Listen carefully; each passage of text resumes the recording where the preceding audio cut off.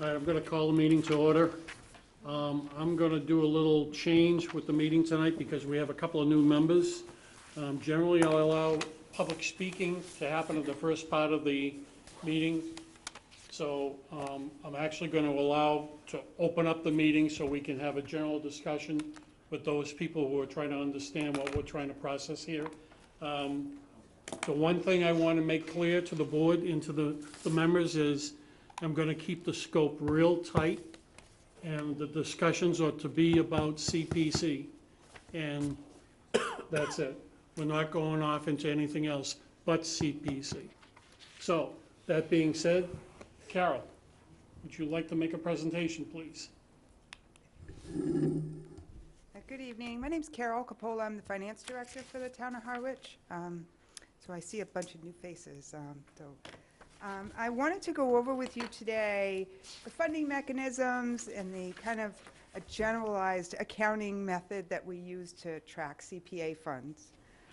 Just to start, the Department of Revenue issues some guidance documents, and there's one in particular that I have here for a copy for you.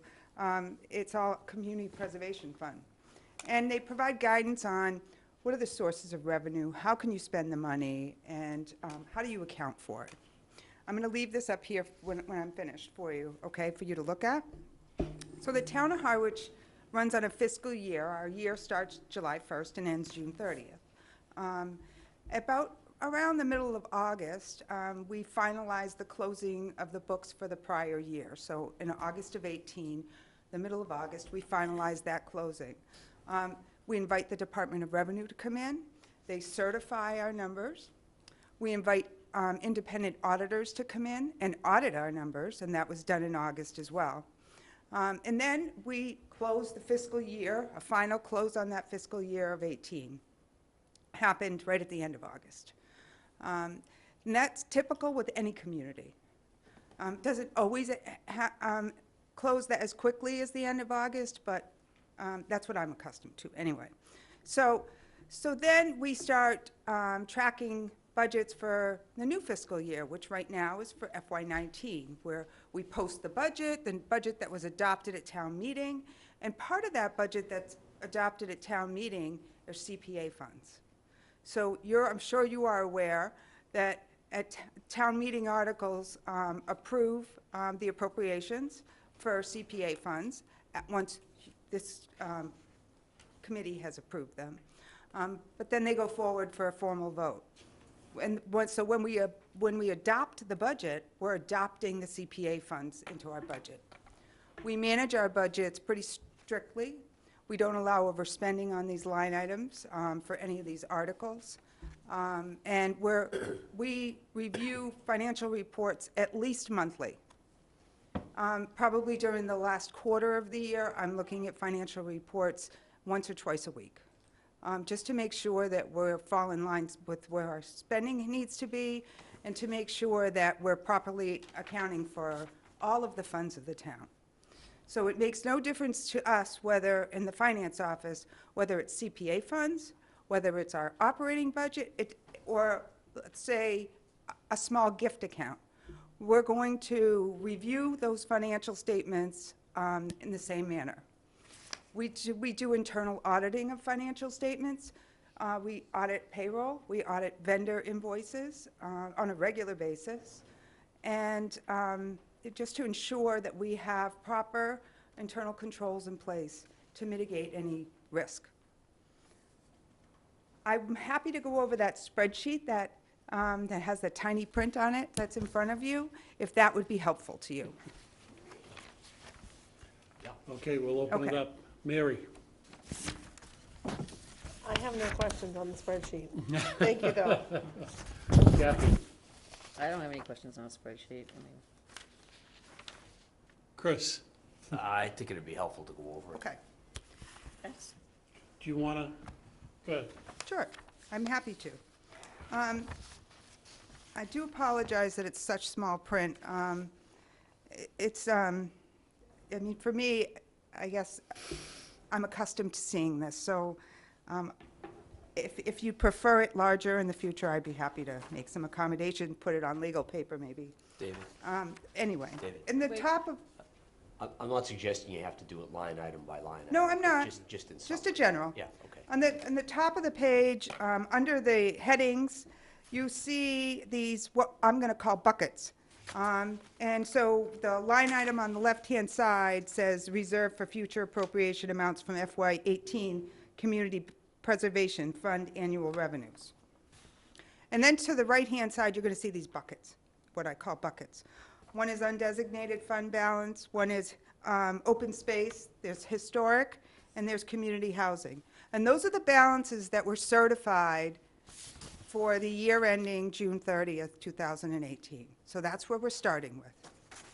And then we list all of the articles that had balances remaining that this committee returned those funds. So that happened previously, and you'll see those listed in the next bank of information here.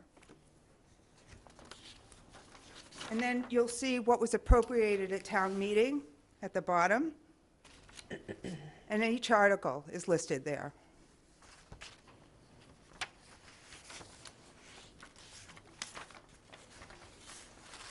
On the second page, we're carrying forward a balance.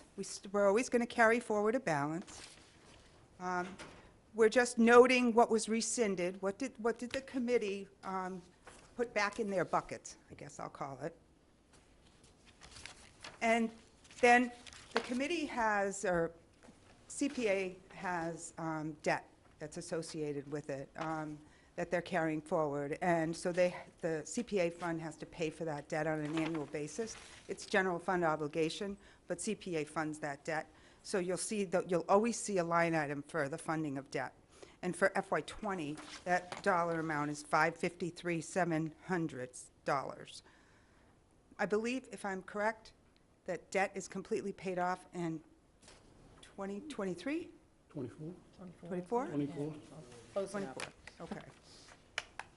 So then if we, the Department of Revenue allows CPA funds to be estimated for fiscal year 20. And so at the bottom of the second page, you'll see that I estimated those numbers for you. So what I did was I took what was appropriated for revenue for this fiscal year. I added 2.5% for Prop 2.5.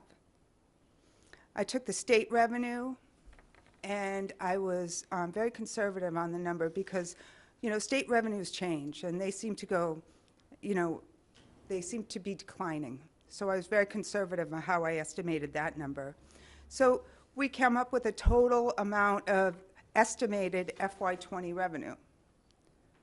And that revenue can be appropriated as you move forward with your applications and the decisions that you're going to make. In the end, you'll see there's a line item that says estimated FY20 balance.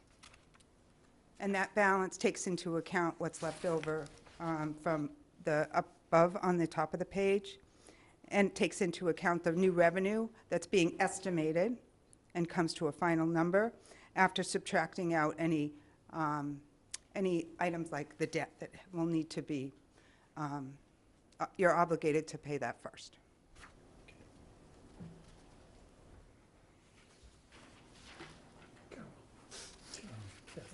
Just a quick question. You said something about Prop 2.5. I don't understand how that fit in here. So, because you can only raise, when CPA funds were initially approved for the town of Harwich, there was a decision that it was 3% of real estate. And so you can only go up by 2.5%. And the town typically does use the excess levy capacity. So that's where how I calculated the 2.5%. Okay. Now, it was always my understanding that, and again, I may be in error, that it was 3% of the levy that went into CPC. That's funding. correct. And that's not on sales of real estate. That's on the value of the individual homes in the town as a percentage. Is that correct? Yes, that's correct. Okay. Because a lot of people are unclear about that. for some unknown reason.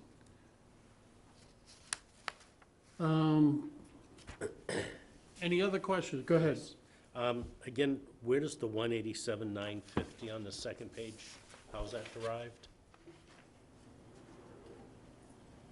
Oh, sure. So the number above, at the top of the page the 365,000, Correct. subtract the 553,700 that must be paid in debt. Yep. And you should be able to get to that negative, deficit of the 187,950. Okay. John? Yeah, I have a couple questions. One is, I want to restate something I thought I heard you say, but I wasn't quite sure, which is that you're saying this final number, the lower right-hand corner of the second page, $2.2 million roughly, that doesn't represent what would be available to be spent because there will be a liability, a debt service liability that is equal to this amount for the No, previous so- fiscal year, or? So the $2.2 million already takes into account the debt service that will need to be paid in FY '20. Oh, And that's listed on the page, kind of in the middle of the page, of $553,700. I see, so the actual available funds are more than that, but you're already taking out the debt service part. Yeah. Okay, so I heard you wrong. I'm glad I asked. So, at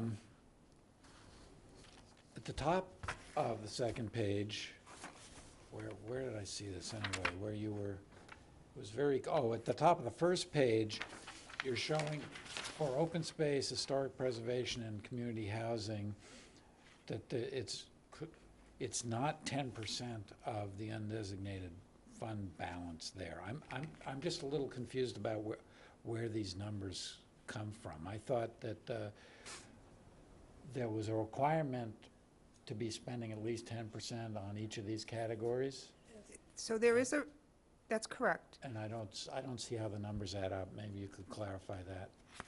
Well, so this is the actual revenue that came in FY '18, the numbers that you're, in the total column, you're referring to the $1.6 million, is that Right, correct? yes. Yeah. So that was the revenue that came in FY '18.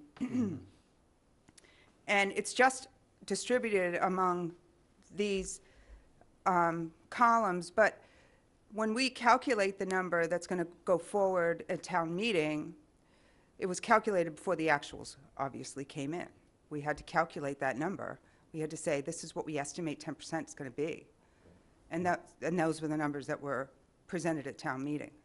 But that was prior to even the levy. I see. So the estimation is what holds, or it's just Yeah. what's in the budget? The estimation is what holds. I see.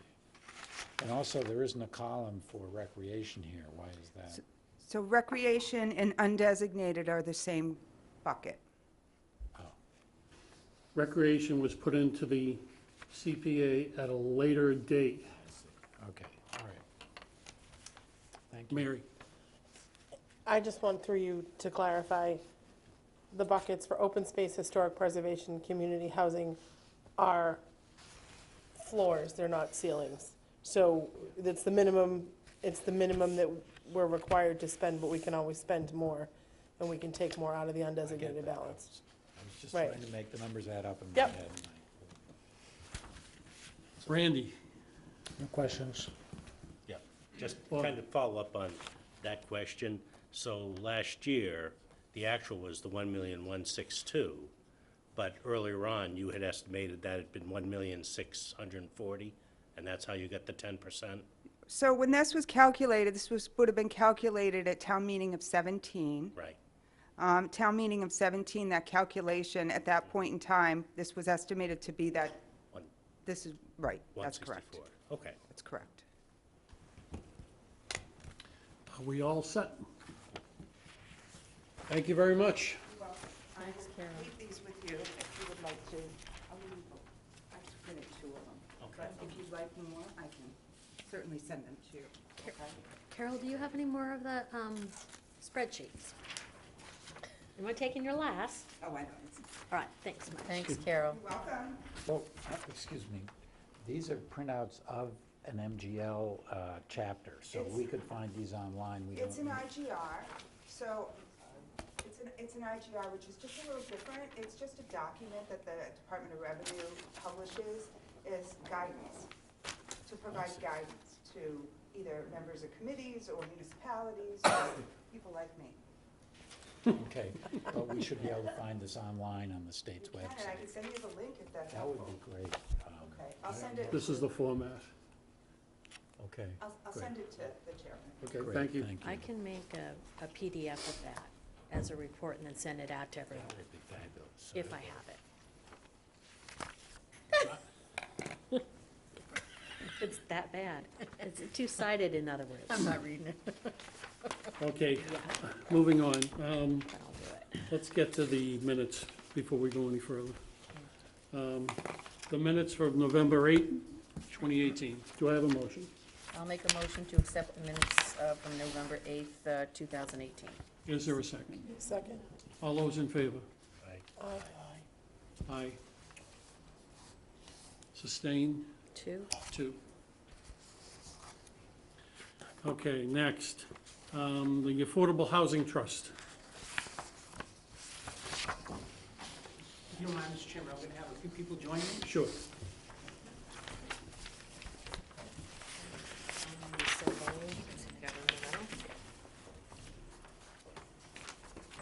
Good cream, between cookies.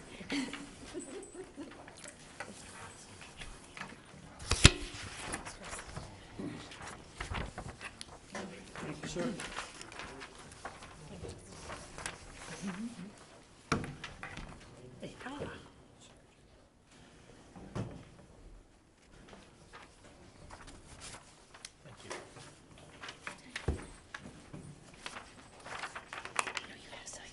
I signed it. I was going to say, normally, Mr. Chairman, I do this stuff alone, so it's nice to have a little bit of company tonight. Just to do a few introductions, obviously for new members, I'm Christopher Clark, the town administrator here in the community. To my right, Donna Kalanick is a resident of Harwich, a new resident of Harwich, and a little older than I am. I've only been here about 60 days. I'm not older than him. Just to the I want to make town, that clear. Boy, that came out He wrong. just threw me right under the bus. And then most of you know Charlene Greenhalgh, the town planner. And then to my left is representative from CDP, which is a vendor that we are going to work with as a housing trust to assist us in this endeavor of doing the affordable housing. It's a monumental task, just to kind of say that right up front. What I'd like to do is, I know your focal point is really on the application. What I wanted to do, though, is just kind of walk through, this is a new venture. So at last year's town meeting, we created, or had authorization to create the Affordable Housing Trust and also to fund the part-time housing coordinator. The general bylaw at the annual town meeting in May to create the trust was approved by the Attorney General's office, so we actually technically should not take any actions until we get the approval back from the Attorney General's office. That came in the month of July. As promised, when I came here before, I said I would not dilly-dally, I would move as quickly and efficiently as possible to form the trust. So we did get the paperwork in through the efforts of KP Law. And we did get the formal paperwork in, and we were officially on file with the Registry of Deeds on September 4th. We have the book and page number on there for folks that have an interest in looking it up. I'm not going to read through that. In terms of the trust then, okay, we have it on paper, we have it officially formed, but you need people to fill it. And the formation of the trust had 5 members to the trust. The town administrator was one. It's actually interesting, we changed the trust documents because I didn't live in town at the time, so I could actually not live in town, and then I wound up moving to town. So I made that element of the requirement a little bit less. And then a member of the Board of Selectmen, Don Howell was the member of the Board of Selectmen that the Selectmen chose, and then 3 at-large members. Those at-large members, the final one was appointed by the board on October 29th. We set up for the first meeting of the trust for November 15th. I did volunteer. I have to really stop volunteering for things, but I did volunteer to be the chair of that trust. I thought a new venture, I would do the best I could to get us off on a good footing, and then hopefully move accordingly. And the trust folks did vote to have me be the chair. Don Howell was named vice chair, and Larry Brophy was named the clerk of the entity. In terms of, to try to hit the ground running simultaneously, because administration put forth the application for the CPC funding for this, and we wanted to do the housing coordinator. Administration took the lead on putting together the RFP. We did do that in coordination with other communities. We did not formally adopt a intermunicipal agreement amongst the communities, but we did agree to kind of work together informally. The town of Brewster, where Donna works, already had some existing staff resources and were significantly ahead of some of us. So they have done good work on their own, and hopefully she'll elaborate a little bit on some of the challenges that they had in doing that. And then, I just lost my train of thought where I was going with that. In terms of, at our meeting on November 15th, we did set up, on the meeting of, the date of November 15th, the meeting date of November 15th. At the same time, we had we had sent out the RFP. We did receive one application from CDP. They have been, actually before this body, previously to put together money for housing training. So actually, I have participated in that housing training, I think both times. Donna has, and actually I think Charlene has for both. The training I thought was outstanding to give us a leg up in terms of what does a housing trust do, and what are some of the pitfalls and some of the things that we could be effective. So they had two trainings that were 6 weeks, 1 day per week for 6 weeks. And that training actually finished up in November of this year for the second year of it. So with having the pieces in place, the membership formed, the organizational structure formed, to have, because the application initially was done through administration, I did take the lead. I probably should not have done this, but I did put it in front of the Board of Selectmen and had the Board of Selectmen approve that contract for CDP. We will also have that be reaffirmed by the Housing Trust. We have a meeting next Thursday. December 20th, to make sure that the trust is in place, and the trust folks, besides myself, have a chance to meet the folks from CDP and to get moving. The other part of that came out of that meeting was we selected different properties to consider. So that is something that the trust will have the ability to do certain things on its own. But we certainly have, if there's town property that is currently not under housing jurisdiction, you have to go to town meeting and get town meeting to put that under housing jurisdiction, housing trust jurisdiction.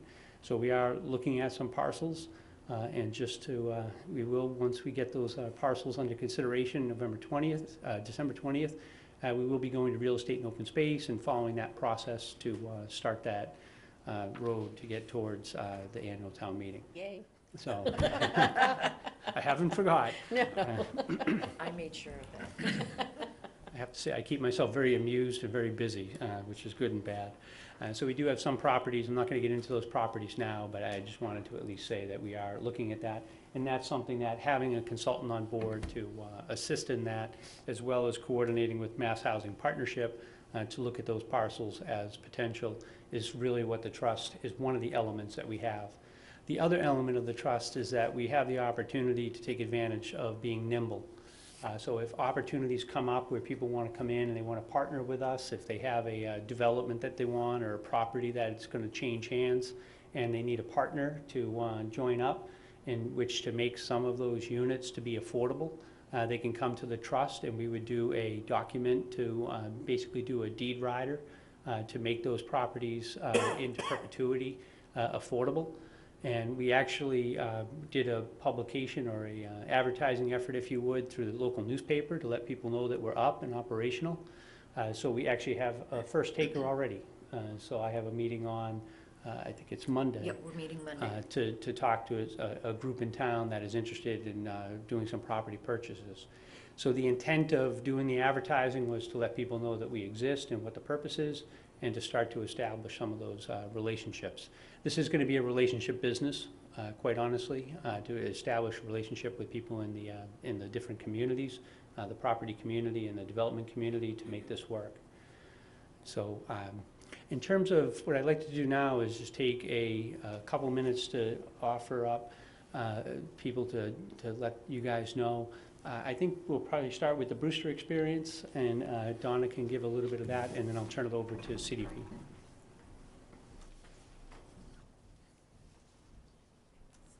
Thank you. Thank you again, Donna Kalanick. I am the Assistant Town Administrator in the town of Brewster. For the last 18 months, part of my job has been to build a housing program. And we started with hiring a housing coordinator through the use of CPC funds. What I've just handed out to you is an example. It's a monthly reporting that she does to us, to the CPC, the Housing Partnership and Administration. And what she does is she takes the housing production plan and she uses the goals from it and explains the work that she's doing that relates back to those goals. We hired a housing coordinator in July of 2017. It was one of the strategies in our housing production plan. And it's really made an incredible difference in our ability to grow a housing program for a couple of reasons. First, we have been able to direct resources both with the housing coordinator and administration to not only grow programs, but to go out into the community and create awareness and to engage stakeholders and collaborative relationships, particularly with the Lower Cape towns. And we've held a number of community housing forums and sessions educating the public and trying to create some common language around the problems that we're tasked to work with. So I thought it might be helpful for you to understand what a housing coordinator does. There is also a component of direct service to residents. So she holds office hours, and what we found from the beginning is that the number of people who come in and talk to her has increased over time. So the more awareness there is, the more residents that we're able to reach. That position was funded with CPC funds in FY18. FY19, and I have just put in an application for FY20. I would recommend that you follow the model where you have your housing consultant coordinator provide a monthly report to you, and also our coordinator appears in front of the CPC on a quarterly basis to give an oral report. And that assists you to be engaged in the housing work that's being done. And it's also another outlet for the public to hear what housing strategies are being worked on and also what's available to them. The second thing I wanted to talk to you about is to give you a real tangible example of what $300,000, when we say $300,000, it seems like a lot of money. We also formed a trust in May of 2018, and CPC funded the purchase of an access parcel for us. So we had a little over 15 acres of municipal land, but it was landlocked. We had an opportunity to purchase the access parcel for $285,000. And that gained us access to our larger parcel. So now the trust is managing that project. We're in pre-feasibility, and we have the assistance of the Mass Housing Partnership. They've just awarded us $10,000 in technical assistance, and then the trust also has to put in $10,000. So right there, that's about $300,000. And we are going to engage in a very robust community outreach, community input regarding this project. So I thought it might be helpful to understand, you know, what potential $300,000 has.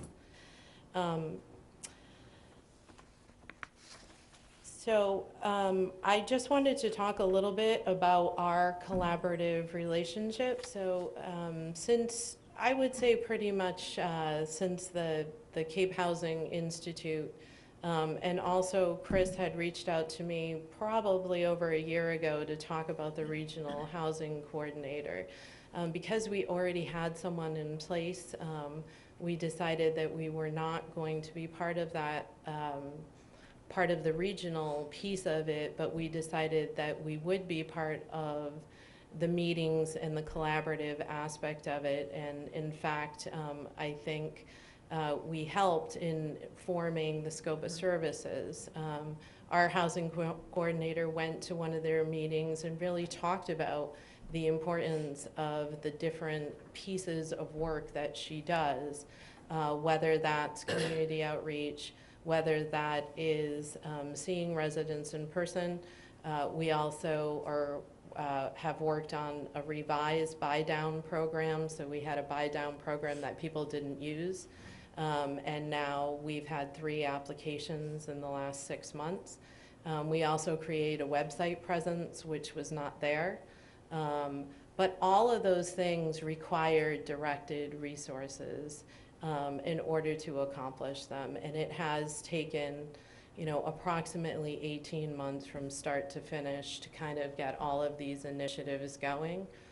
And I am happy to report that when our housing production plan was certified, our SHI was 5.2%, and we have just grown to 6.08.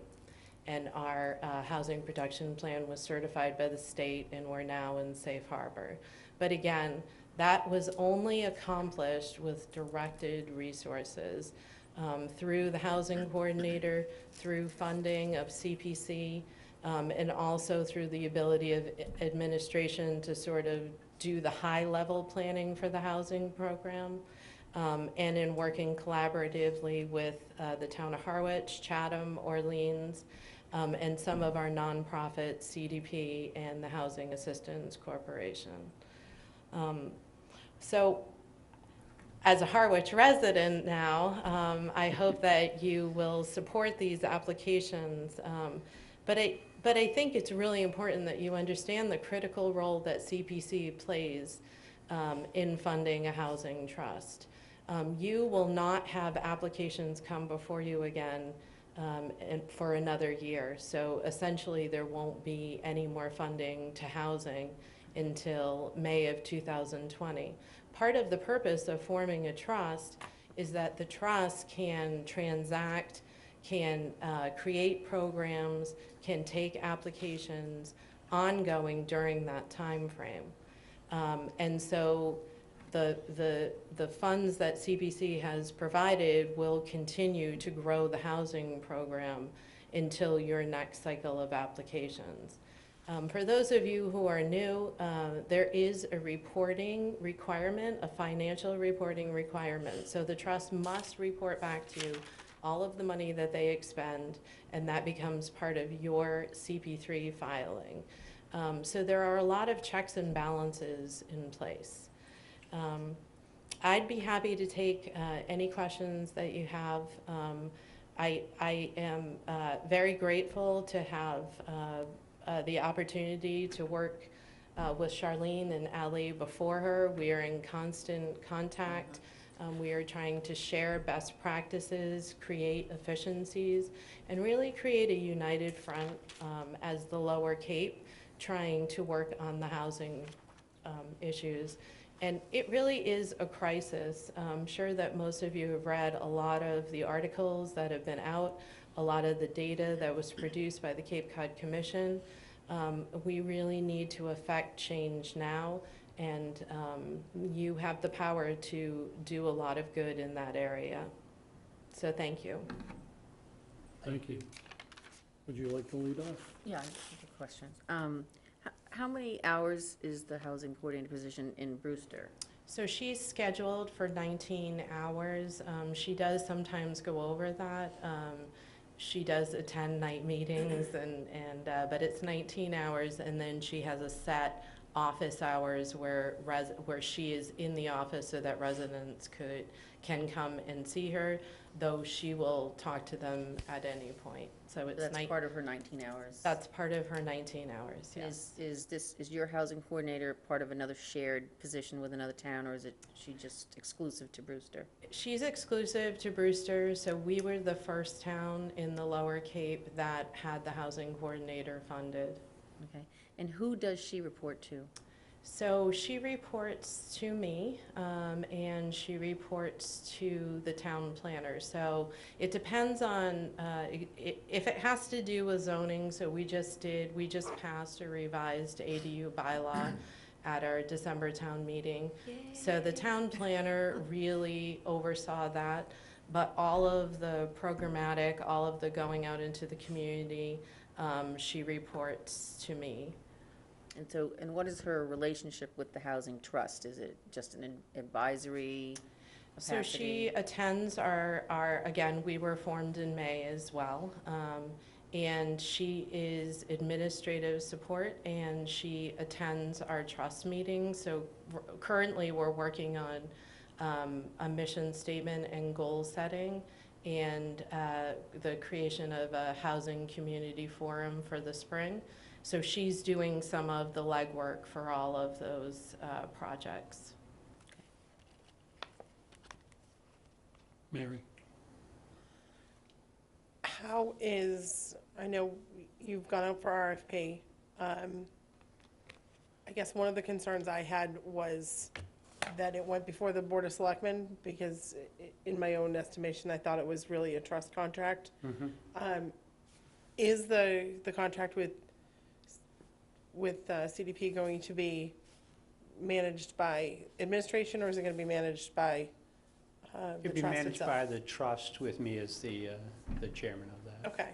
So the other question I had from the meeting the other night was, it didn't seem like, and from watching the Board of Selectmen meeting, it didn't seem like there was a full scope of work set for what CDP was going to kind of do for this round. Do you know if it's 10 hours a week, or have you set that out yet? I want to be a little careful how I say this, Yeah. because there's usually a lot of material in the package, and sometimes things get, not reviewed carefully. I'll put it that way. There is definitely a scope of work. Okay. And what we have for a contractual relationship is that because we're basically starting here in December, we're going to have about 20 hours a week. So we had provision for, in the RFP, for 10 hours a week for a full year. Okay. Because we're starting about halfway, so we have about 20 hours a week. We are anticipating about one day to have that same offering, that residents of Harwich should have the same accessibility to those resources. And then the idea is, by doing the 20 hours a week, I mean, there's plenty of work to do to get started. So we will get working on those elements and get underway. But the scope of work was in there. It was one full page, and by contract, they agreed to complete those elements that are in there. But the primary elements is to assist the town in doing the exploration of these concepts and to provide the office hours, so if people come in, that they have availability.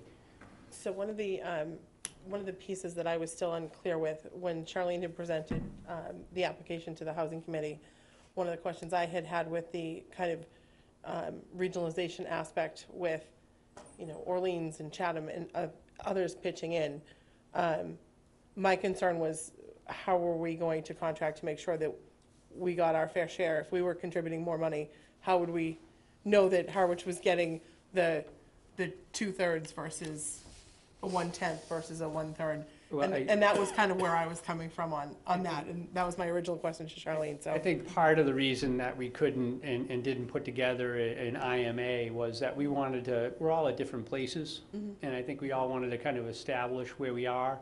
And then as we develop, then hopefully we'll have those commonality, and those are the commonality elements that we will look at doing an IMA for.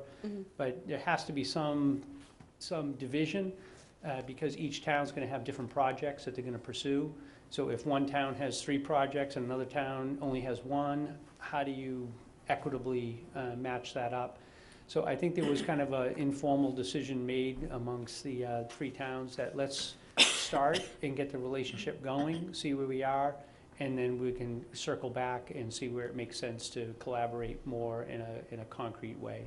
So I don't think an IMA is off the table, and I think in the scope of work, it is envisioned too that would be looked at. So I do want to give an opportunity for Jay Coburn and Andrea from the CDP just to kind of introduce themselves. Do you want to finish your That's questions fine, on but that? let's just finish up with this Absolutely. particular. Randy? Chris, would you envision our housing coordinator to work about the same, about 20 hours a week, part-time, or? Initially, for the first year of the contract, it would be 20 hours a week from now to the June 30th. Okay, thank you. You all set? Yes. John? Yeah, okay. Once again, I'm trying to make the numbers add up in my head. And the proposal says project amount requested $340,000, but in your note, you refer to $500,000 that was appropriated or approved at town meeting.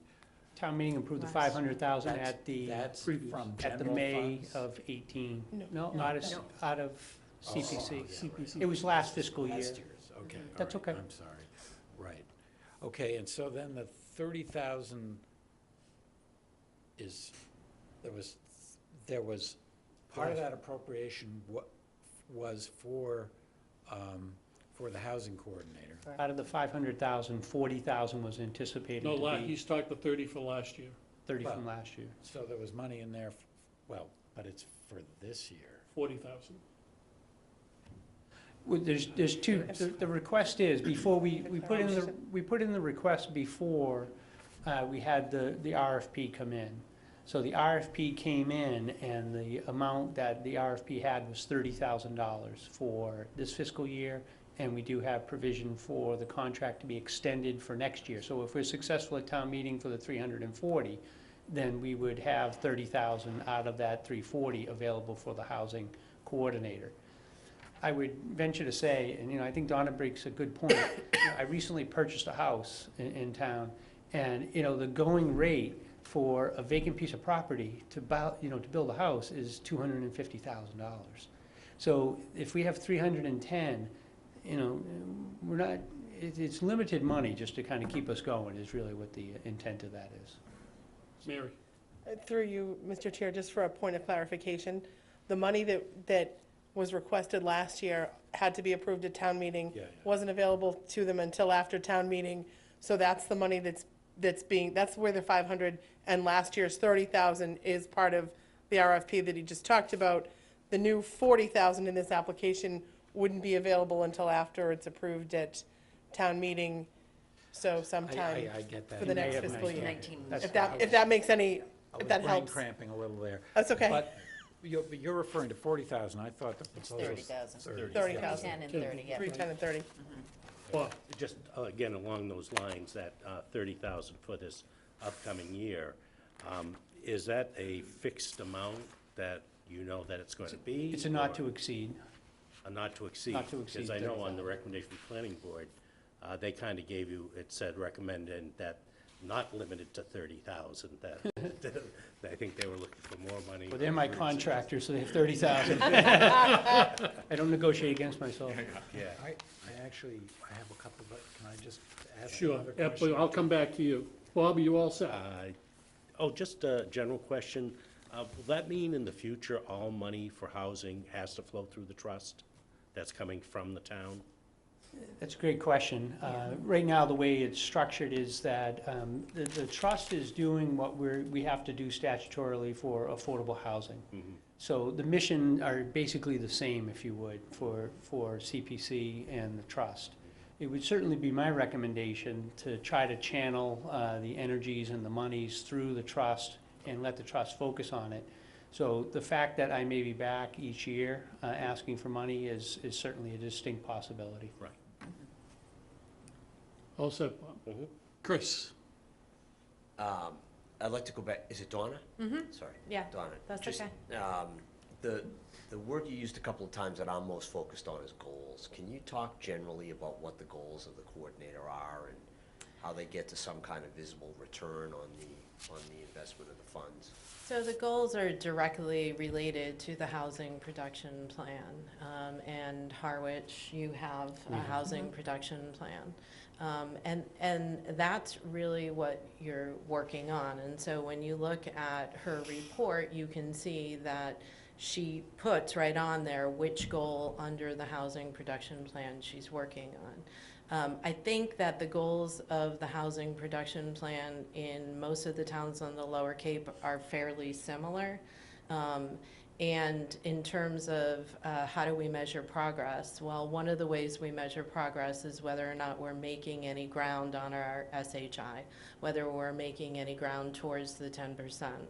And in our case, Do you we've want to just elaborate on 10% and what SHI is? Okay, just so, folks may not so know. everybody doesn't. So the SHI is the subsidized housing inventory.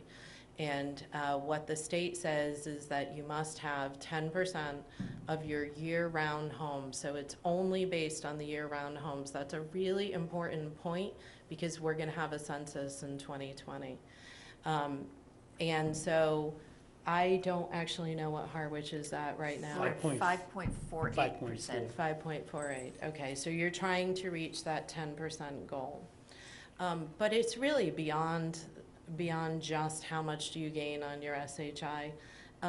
We have a real crisis on the Cape where we have families leaving, we have elderly people who cannot age in place, and it's also impacting our economic ability and the demographics of the people who live on the Cape. So beyond just making progress on the SHI, there are other strategies. You'll see that one of the strategies that she worked on was the outreach and education for the revised ADU bylaw, which is the accessory dwelling unit. That is in most people on the Cape's housing production plan.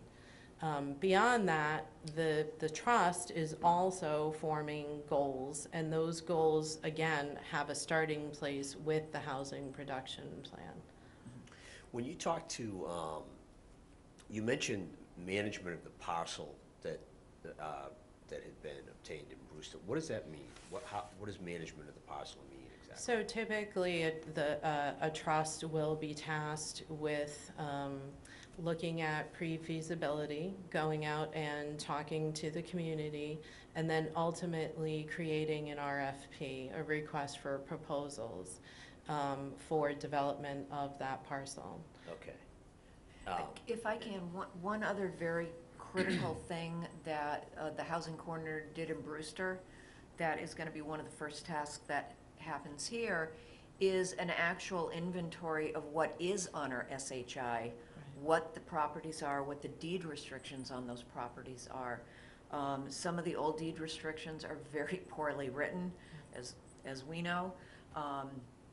So to have a good understanding, a dossier on each and every parcel that falls under that SHI is really critical in knowing what program it was done under, what process it needs to go through if it comes up for resale or to be refinanced.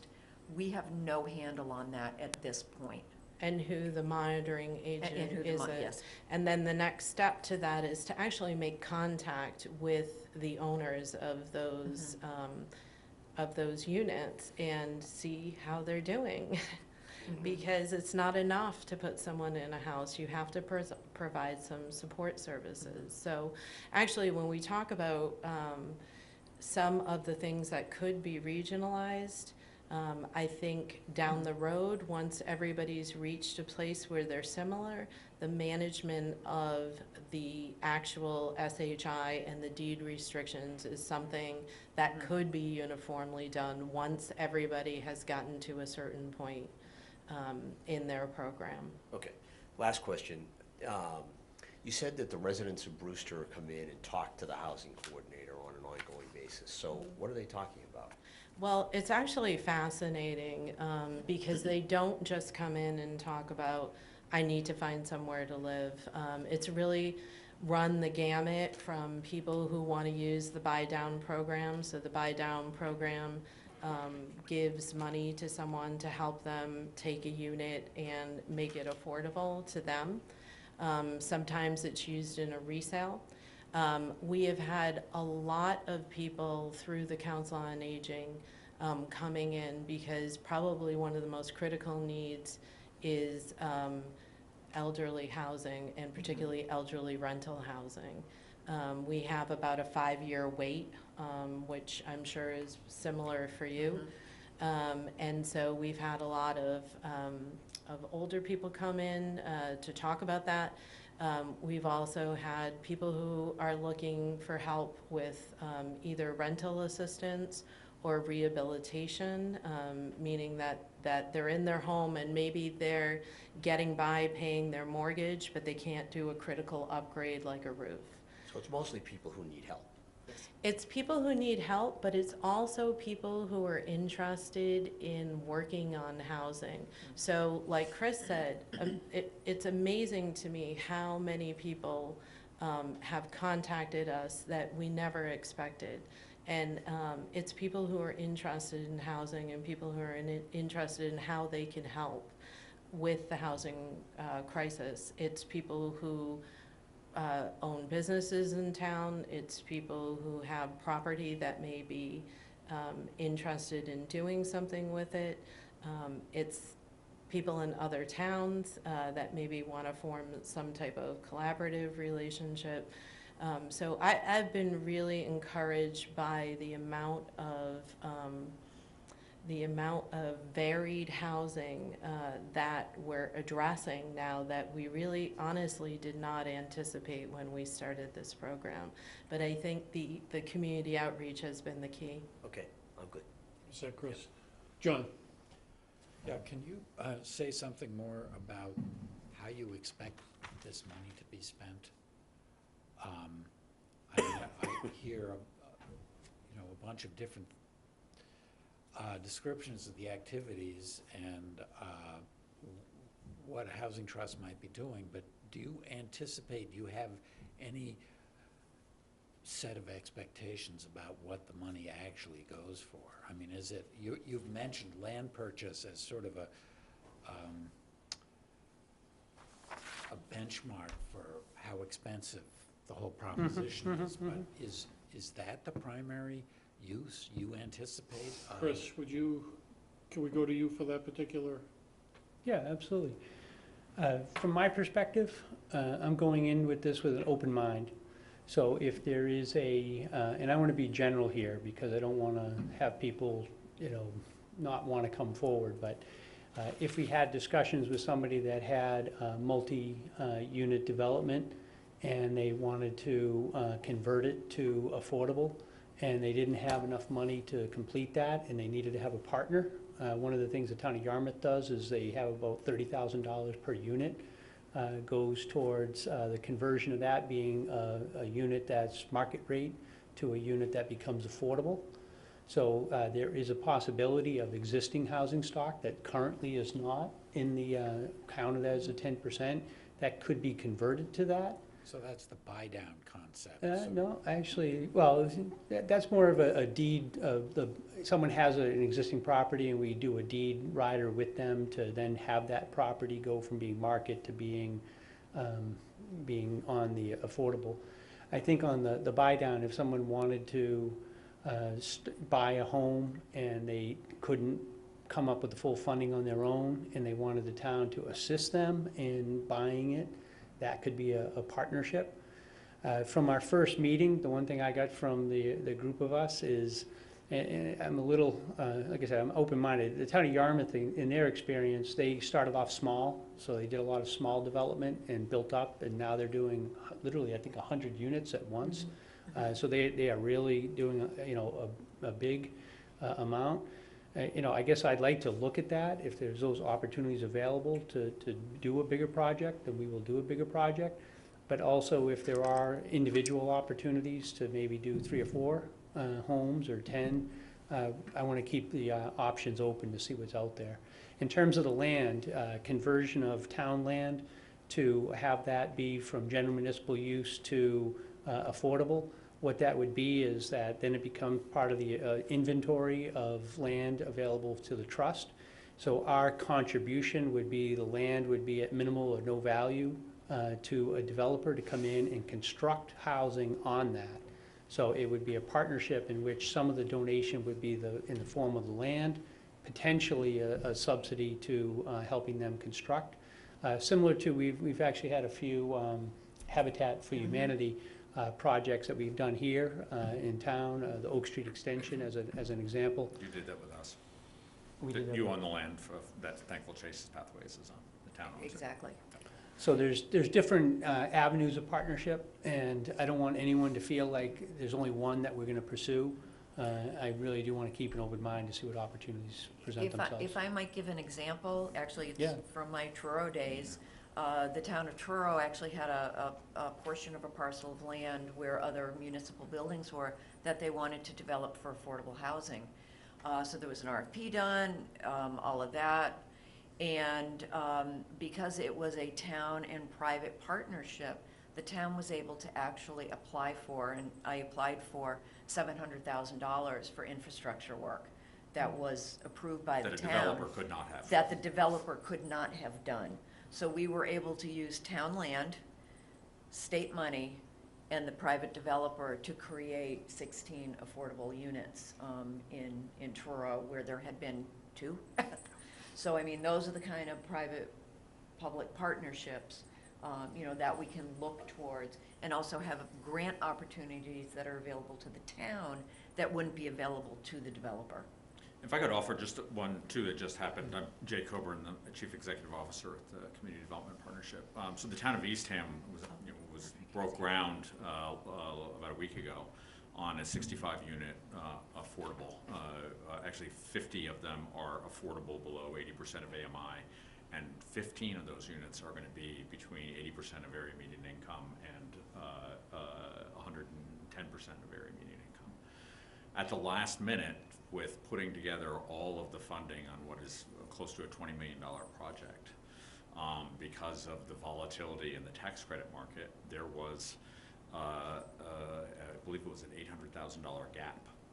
And fortunately, the Housing Trust had money in reserves to be able, in a week's period, step up and allow that project to go forward, where without that intervention, the project probably would have fallen apart and been delayed another year while that funding was put together.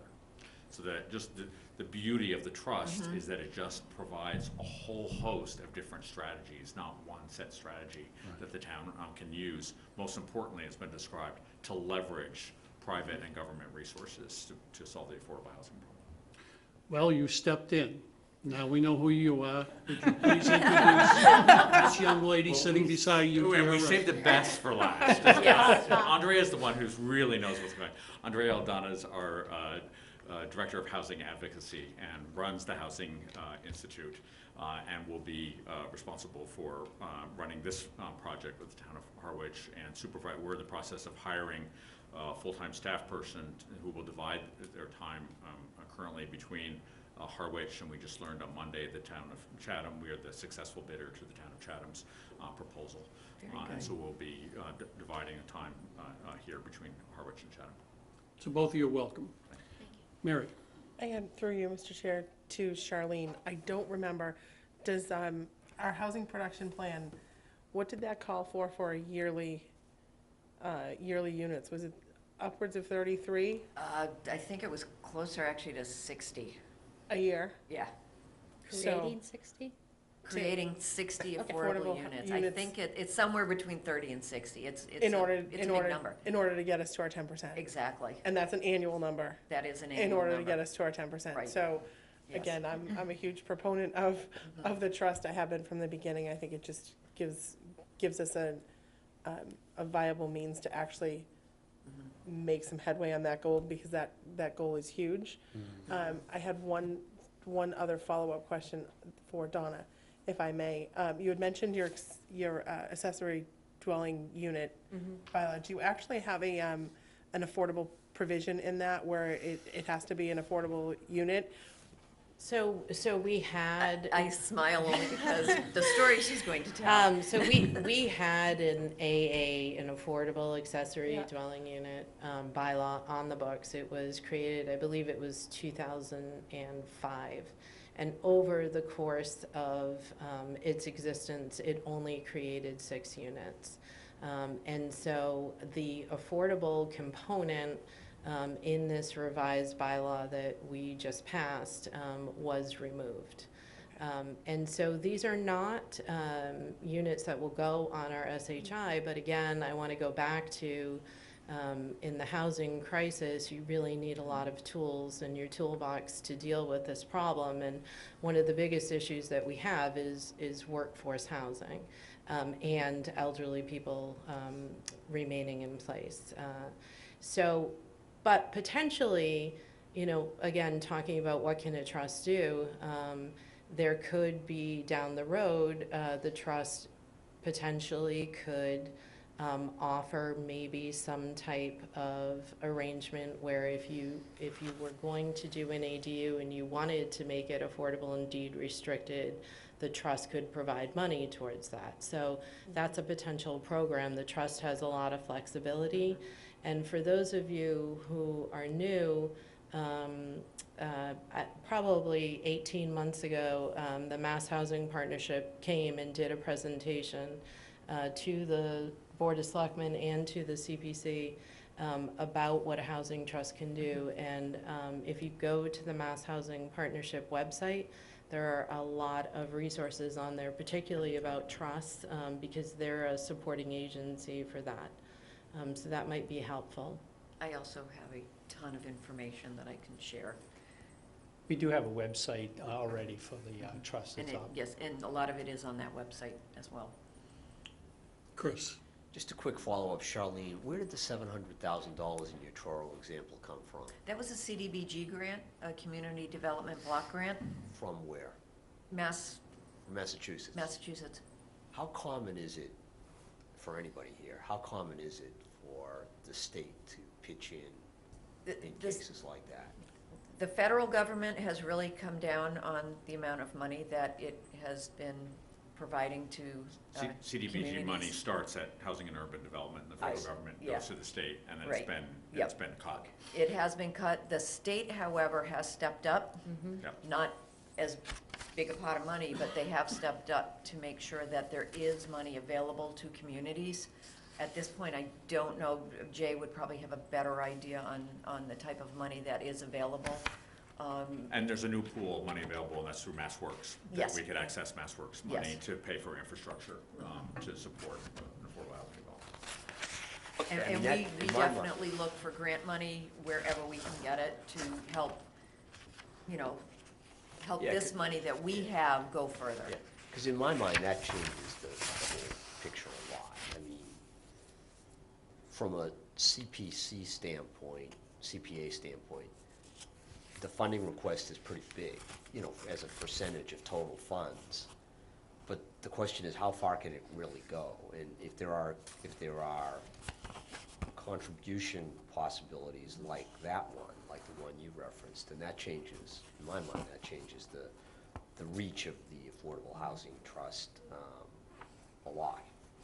I do think, just in my experience, in my last community, we were a mini entitlement, so we already had community development block grant that was allocated to us on a consistent basis. But Harwich is not. Harwich is not. It came from a poorer community. But we had a project where it was a development of doing businesses on the bottom, and then it was like a 3-decker, if you would, and then housing on the top. in a similar circumstance. They ran short on money. And because the town was involved, because the town partnered up, they did come forward and, provided additional grant money for us to have that project go. So I think the more organized you are, the more ready to go you are, and the better partner you are, the more likely you are to get grants. I mean, just as an example, the harbor is $2.5 million, our harbor master, by himself, I should say by himself, with the entity of the town. And it's because we're organized. And once you get the reputation of being a town that knows what it's doing and is a good partner and will use the grant money in accordance with how the grants are supposed to be used, it gives us a leg up versus those that aren't as organized. Yeah.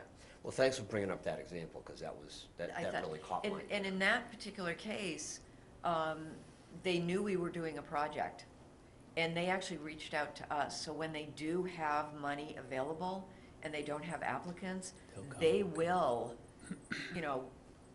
find you out to see, okay, who's got a really good project out there? Yeah. And they, it was a wonderful experience. Okay. Thank you. Kathy?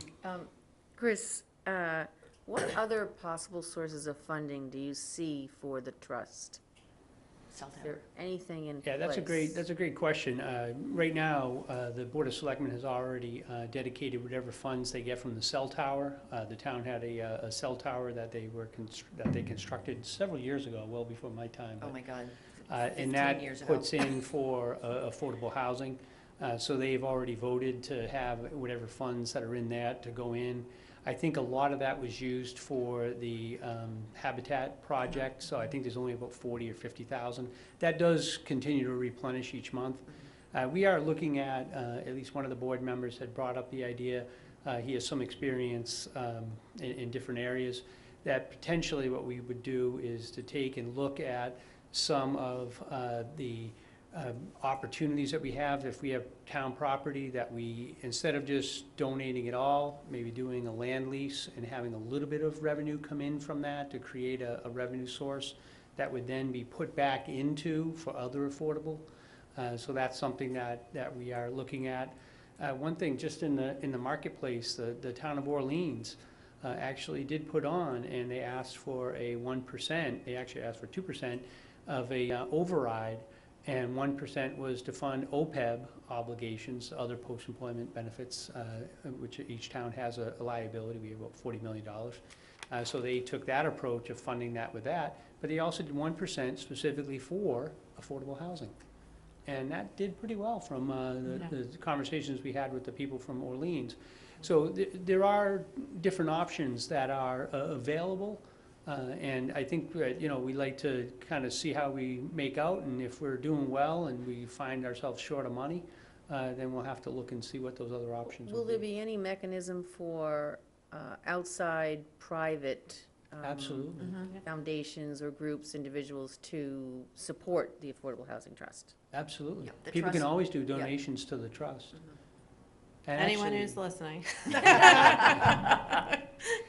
And one of the things, just, And actually, the Possible town of outreach Chatham kind of did thing, get. because people don't know.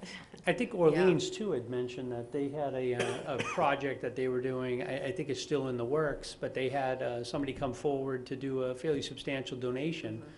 So, there are people out there. And one thing I probably will try to parrot this every opportunity I get. We talk about affordable housing. And affordable housing isn't taking people out of the slums and taking people out of the cities.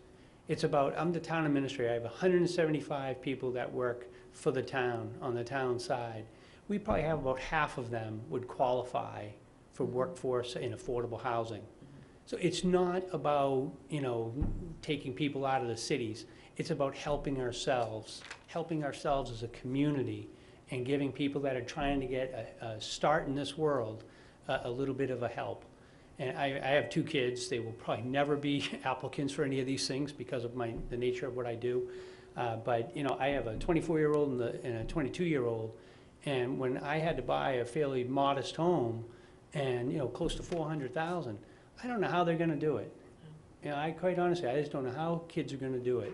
I say kids, 24 and 22 aren't kids anymore, but, They'll always be you know, kids. I think that's what, you know, got me interested in trying to work towards this. But it is a very, very serious issue, and it's something that we need to do as a societal issue. And could you just clarify one thing for me? Earlier on, you said that, I think you said, if there was land that was owned by the town or the Board of Selectmen under their jurisdiction, Yes. and the trust wanted to use it for community housing, it would have to go to town meeting? Is that what you were Yes, saying? there is a, and KP law is a little bit of nuance to this, but because the trust is only recently formed, if it was already given to the town for specifically housing purposes, then conceivably we would have that already in our inventory. Like the Willow Street piece? The Willow Street is a perfect example. That's something that we will research. Right. But generally, what I've been advised by council, if the property was obtained for general municipal use and you want to change the purpose to housing, that requires a town meeting vote. So that kind of ties your hands a little bit, I mean, in terms of slowing down the process to Exactly. respond to things, On correct? those projects where we would partner with developers and use land as leverage, yeah, it absolutely would. Yeah, okay. Anybody else from the board? I have a couple. I'm glad to hear that the workshops will be done within the context of whoever does the subcontracting, whatever the award is. I'm curious about something. Does the trust have access to an attorney, their own attorney in Brewster? No, the trust uses our town attorney. Now, in terms of when going through the process of getting the trust formed, we also have KP Law. We share, Sharon Everett is the housing person at KP Law. I would imagine from here on out that the legal expenses that are specific to the trust could be apportioned to the trust. I don't think that it makes sense for the trust to have an attorney outside of the town attorney, but I think that the portion of the legal expenses could go to the trust to pay. Okay, between the Board of Selectmen and the CPC in Brewster, is there a grant agreement? Between CPC and the select board, there is not. So you don't have a grant agreement in place?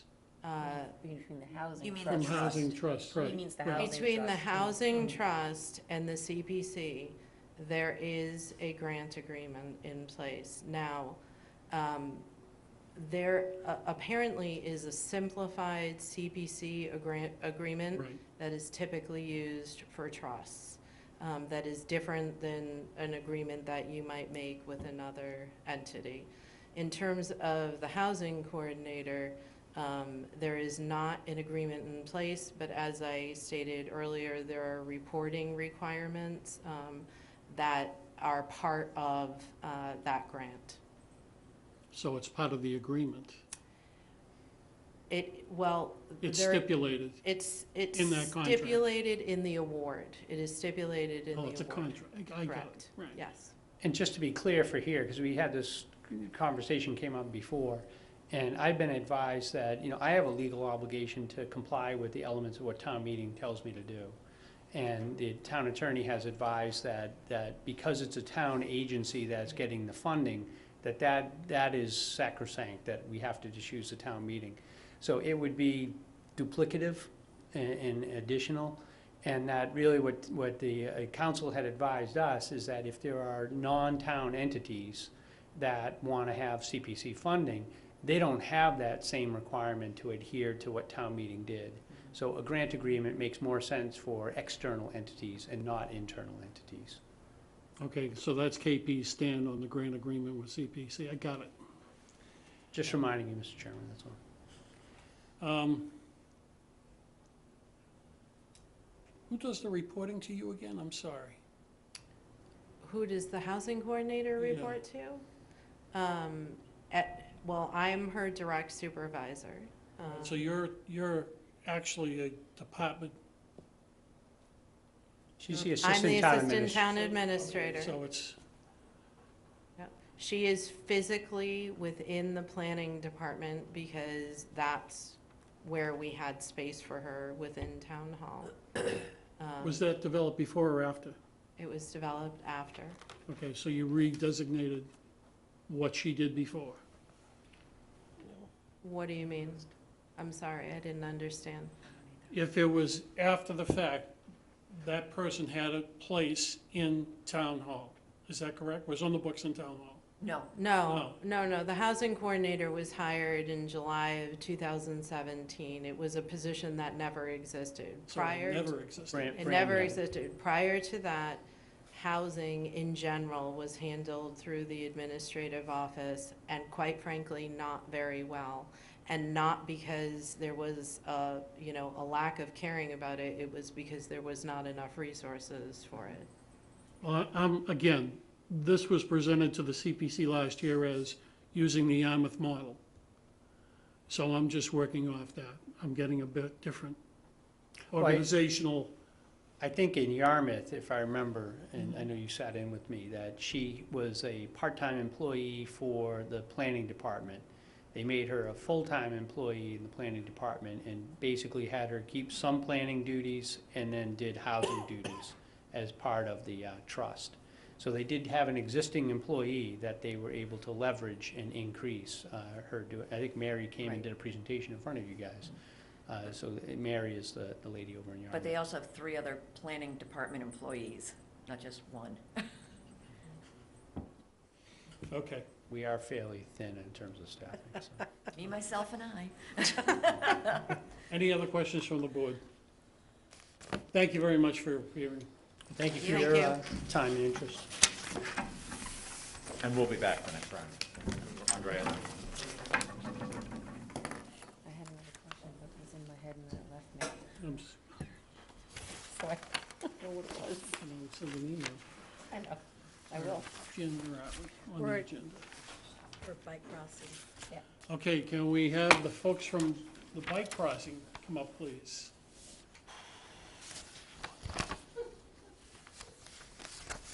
And would you identify yourselves, please, to the board?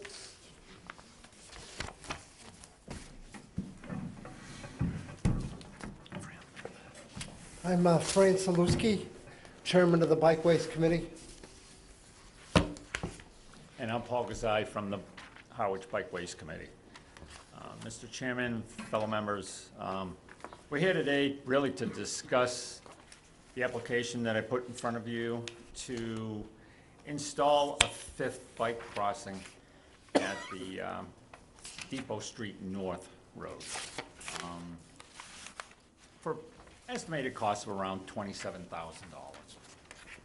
Our goal here is basically to identify ways to improve safety of the people using the bike trail.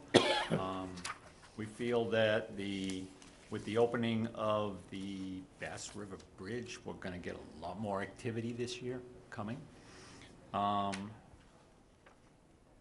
the other thing too is that we've received recommendations from the Town Safety Committee to do the Depot Road North at this point, also from Link Hooper, DPW, and from Bob Caffarelli, our town engineer. You've granted us this approval in the past for the current 4 lights that we have. Great Western, Route 39, Queen Anne, and Pleasant Lake. And basically, we're looking for your help today and looking for your approval to make our bikeways a lot safer in the future. Any questions? Bob, do you want to give it a start? Sure. Do you have a priority list of all the bike crossings that you want to do in the future? We do, and we met, by the way, roughly in September with the Traffic Bike Safety Committee, not the Traffic Bike, the Traffic Safety Committee, and when they told us go with this, and for next year, or the year after, to give us the future lists of the roads, and they'd like to review them again, just in case there's been I don't know, different circumstances that they'd like to go with for prioritizing the streets. But basically Oak Street, Brooks Park, Depot South, Route 20, Route 124, I think Lothrop, and possibly a couple more. I know Lothrop's kind of bad, actually. Yeah, it really, really is. And so we want them to review it. I mean, we're not experts. I mean, we ride the bike trail all the time, but we're just not experts, and so we kind of lean on them a little bit to, since they're basically experts in the field. That's it. All set? Chris? No, no questions. John? Just to follow up on the previous question, you mentioned 124. That is the crossing near Main Street. Harwich Center, yeah. Harwich Center, okay. Randy? I wonder if through signage or something, you could identify that you don't have to stop on a yellow light. I've had so many people in front of me jam on their brakes when there's nobody there. And it actually almost causes more accidents, in my opinion, than it would if there was no crossing at all.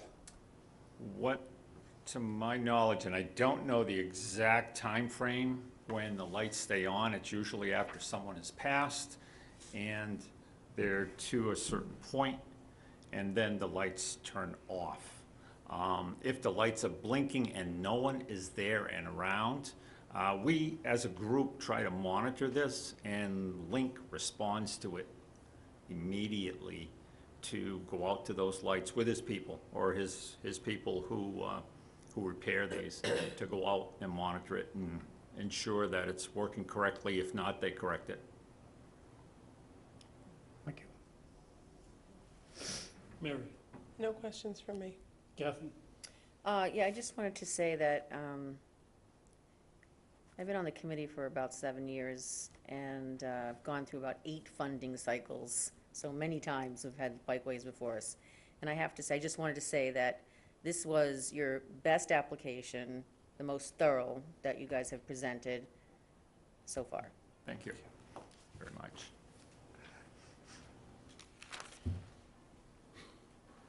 Thanks for that lead-in. Appreciate No, it. it was though.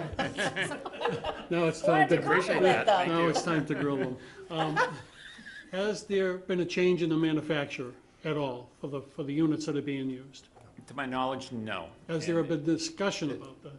No, and the reason is that these also monitor, we want to keep them all the same.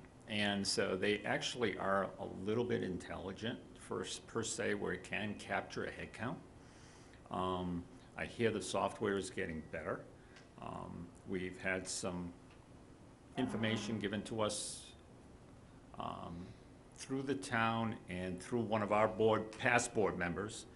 You know, we truly believe that's the basic reason. We want to keep them all the same so they can kind of all talk to each other. So we have the same mechanism to see what's going on at what different, areas in our town. Okay, so to Randy's point, what you're saying is they're upgradable. Are all the units upgradable? In other words, changing in the software program, changing in the sensors, Yes. they are. Yes. Yes. Yeah. Because they have made, different upgrades since we've had these 4. Okay, because a couple of the older units, we'll put it that way, have been trying. Yes. So I just wanted to see that. Okay. I have no further questions. Any of the rest of the board? None? Thank you very much for your presentation. Thank you all.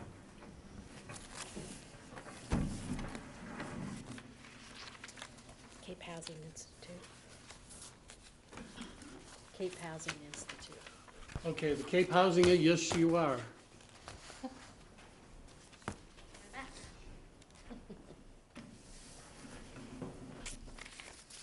Again, would you identify yourself to the board, please? Sure. I'm Jay Coburn, Chief Executive Officer of the Community Development Partnership. We're the Lower Cape's community development, nonprofit community development corporation serving Harwich and the 7 other Lower Cape towns.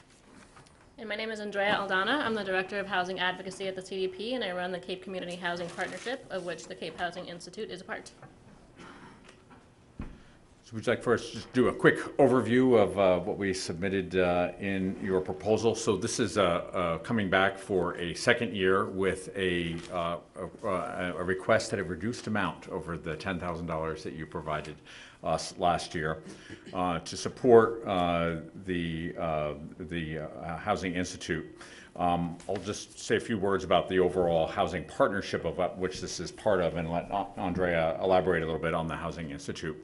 So several years ago, being engaged and kind of observing a number of housing projects that we're trying to move forward on the Lower Cape towns, we observed that despite the best efforts and desires of our communities, that the complexity and difficulty of creating affordable housing was really challenging the capacity that our towns had to try to move through and develop specific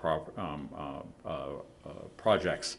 And so that we felt that we could play a role in helping communities through training and technical assistance and communications create a better environment where we could do that. And so the project is actually a Cape-wide project that we partner with the Housing Assistance Corporation, who's responsible for implementing this program in the Mid and Upper Cape, and we handle the 8 Lower Cape towns.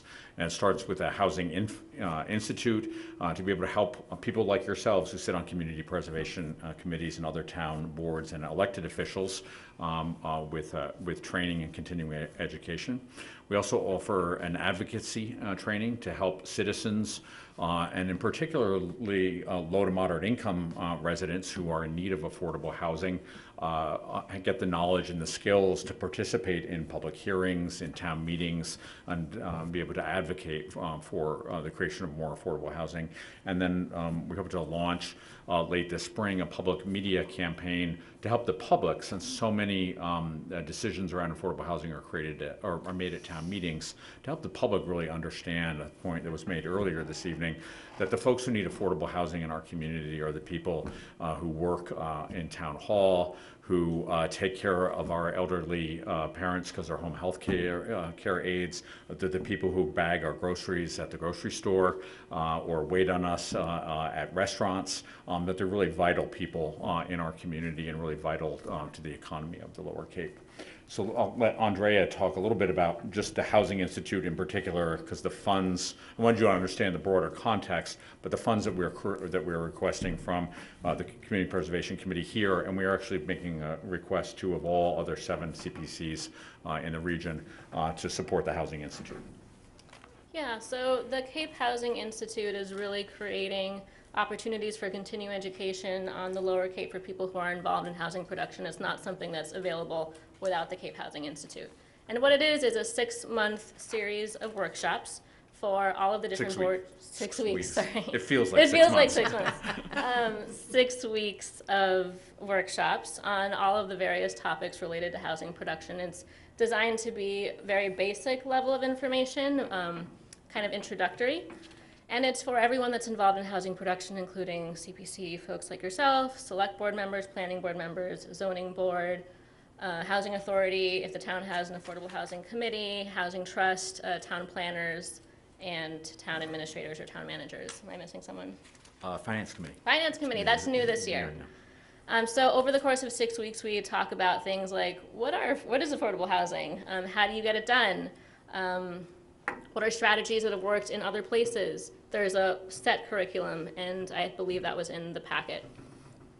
But one of the intangible and equally important aspects of the Cape Housing Institute is that it provides really important networking opportunities for people in the towns, particularly at a sub-regional level. So yes, you're coming to the classes and you're learning the material, but also there's a lot of opportunity for interaction and relationship building that builds the kind of trust that actually gets regional solutions to happen. So the Cape Housing Institute, as I mentioned, is a basic level of information. We do see a need to dive deeper through advanced trainings, and so we're actually, as part of the Cape Housing Institute, scheduling a full year of advanced trainings on topics that graduates have specifically requested. And so just to give you a sense, we're bringing an advanced training on Chapter 40B this winter. I'm also working on a community engagement training, which actually was not planned, but one of the great things about the Institute is that we're flexible enough to be able to respond to needs that arise. And so because there was so much interest in having a community engagement training, I'm working on developing one now. There is going to be a housing trust training in April. I know that there has been one this year, but we work closely with MHP to bring those offerings to the Cape, and so there'll be another housing trust training in Yarmouth in April. Then later in the year, we are planning to offer some training on how to use CPA funds for housing. We may also bring a training on unit stewardship, which is something that I've heard that towns really need.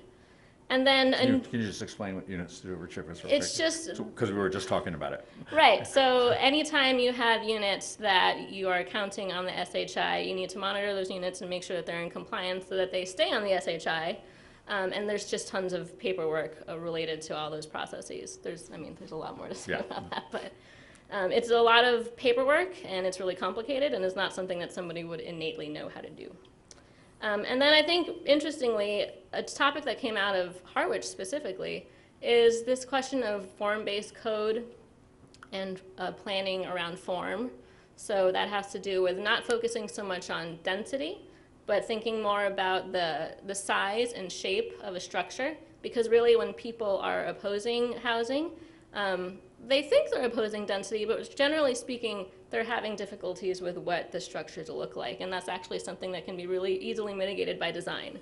And this comes out of the work that the Cape Cod Commission is doing with 3 or perhaps 4 at this point partner towns called the Community Resiliency by Design Project, which presented at the Cape Housing Institute.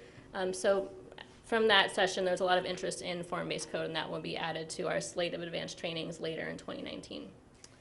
Another offering as part of the Cape Housing Institute is our quarterly sub-regional peer group meeting. So we run 4 meetings a year for each sub-region, or 8 meetings total, 4 on the Outer Cape and 4 on the Lower Cape. And those meetings have been going incredibly. They are actually some of the events that we get the most positive feedback about, because again, people are just trying really hard to further your housing production goals and really needing to share best practices and hear what other towns are doing, and there isn't a venue for that kind of exchange of ideas other than our peer group meeting, so we will continue to offer those as well.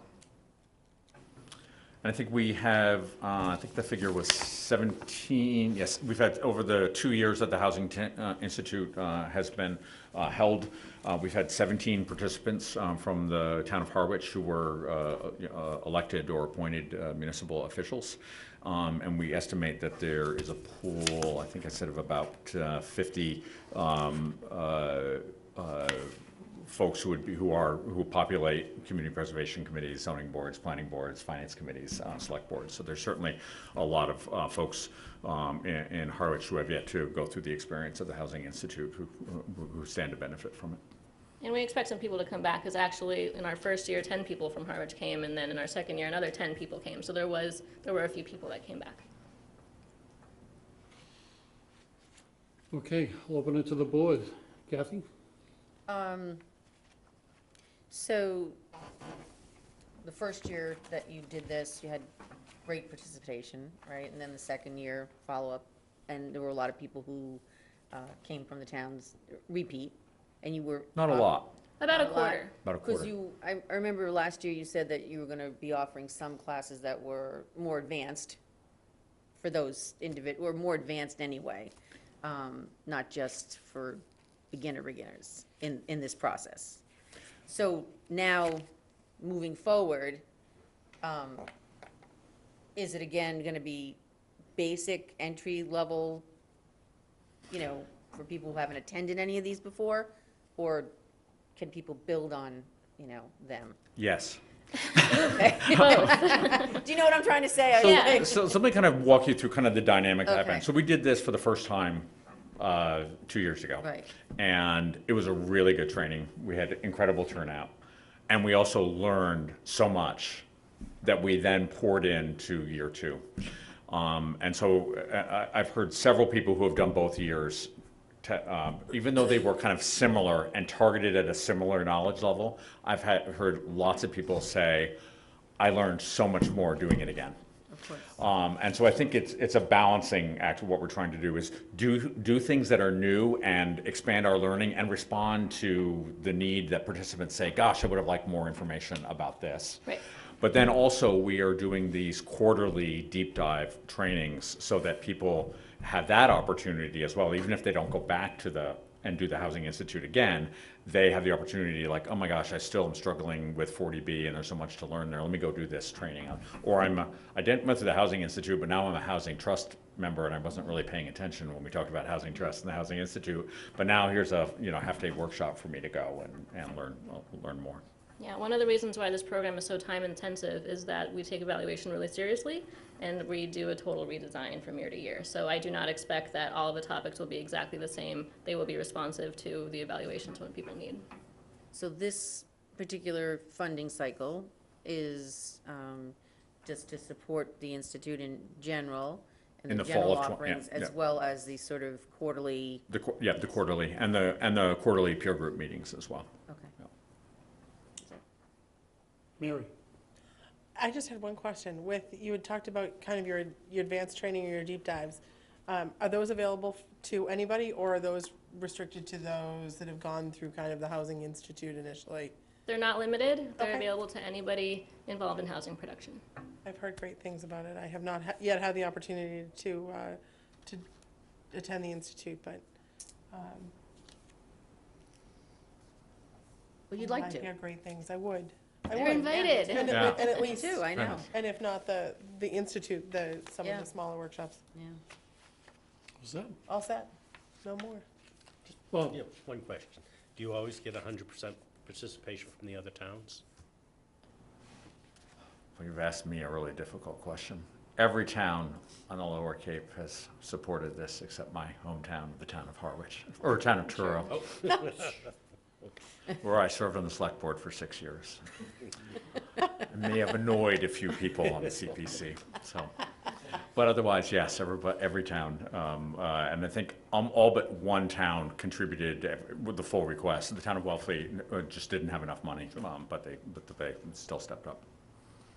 And And we'll be asking. Wellfleet this year so far has approved, and I think everybody else is still kind of in the same place in the process that you're in. We'll still be asking Truro tomorrow. Yeah, yes, actually. we are asking. Yeah, we are still going backward, and never give up. all set, Bob?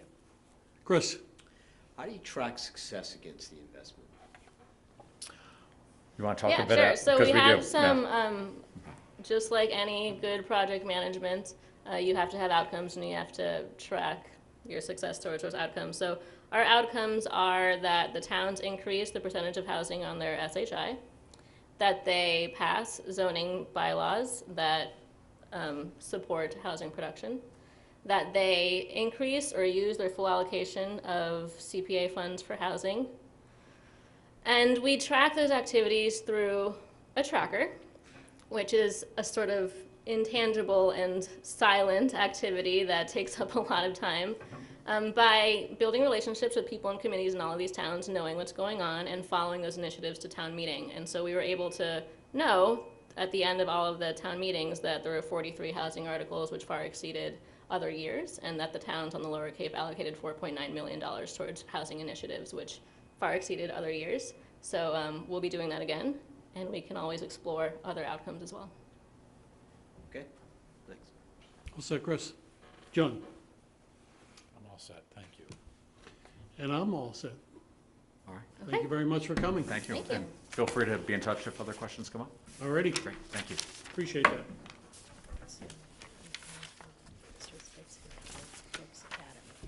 Okay, next, Mr. Spitz.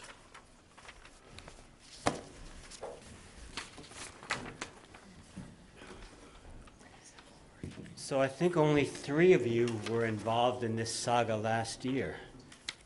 I know you from other things. But several of the others of you, I'm going to try to go through some of the timeline. I also have some updated information that I'm going to be talking from tonight, and I would like to pass that out if I may. Okay. Let me start with that, give you time to look through a couple things while I'm yapping away. I'm not sure if I'm going to get this done in less than 5 minutes, but I'll get as close as I can. Kathy's not keeping time Not keeping tonight. time tonight. I was told I wore Kathy this different afternoon. form, Matt.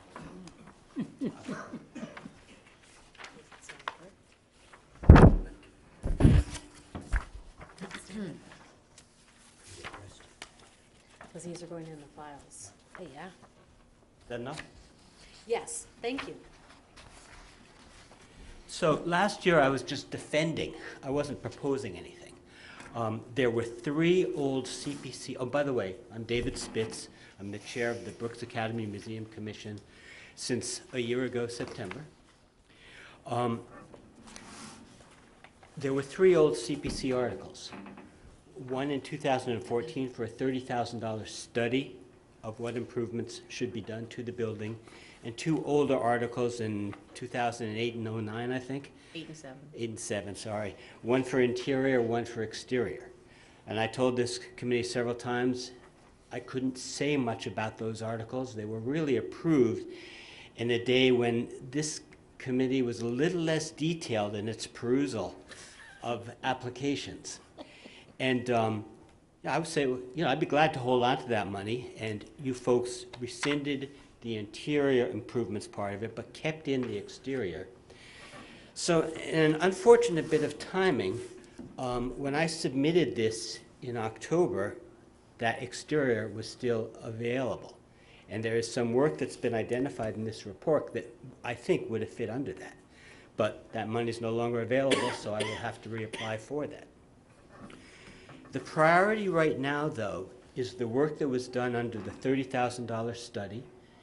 In May, we hired Berto and iWorks out of Boston. We hired them largely because they had some Cape experience at Woods Hole on the Steamship Authority, and we liked their presentation better than our local Yarmouth architect who was working in Saquatega Harbor with mixed results, and on one other person who had experience in Brewster and Chatham and so forth. So we had 3 that we felt were qualified.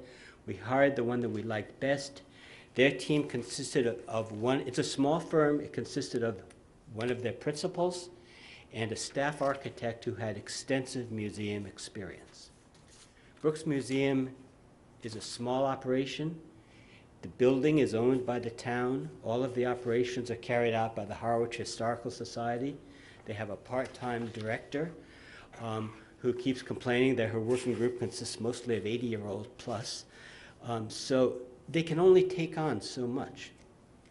I was very much involved while working for the town with construction of the Kroll Barn, which has drawn a lot of publicity and has increased somewhat the foot traffic to the museum.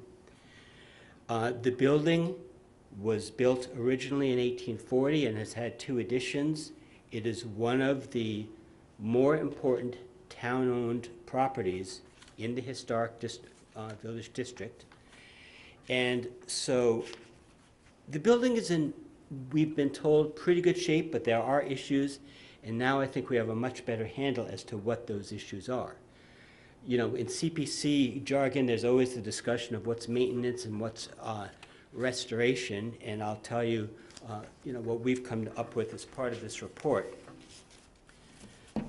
So again, to finish the timeline part of it, the study started in June. The architects gave us a presentation in August. We were very excited in August. They listened to our needs. We were looking primarily at dealing with storage issues within the museum and with accessibility access. Right now, for those of you who are familiar with the residential stair lifts that just go up the stairs and nobody likes to use them very much, they work fine in homes, but that was the only thing available in the museum. The new museum director said we would do much better with a lift or an elevator. We found out as we went through it that the lift being used in South Harwich Meeting House at a much lower price was not going to work for us because theirs only goes up 1 floor and we have to go from basement to 1st floor to 2nd floor.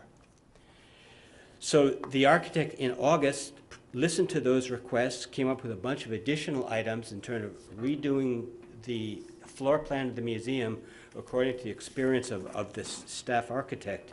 It was a wonderful package. We were very excited until September when we got the cost, and it came in at just under $1.5 million.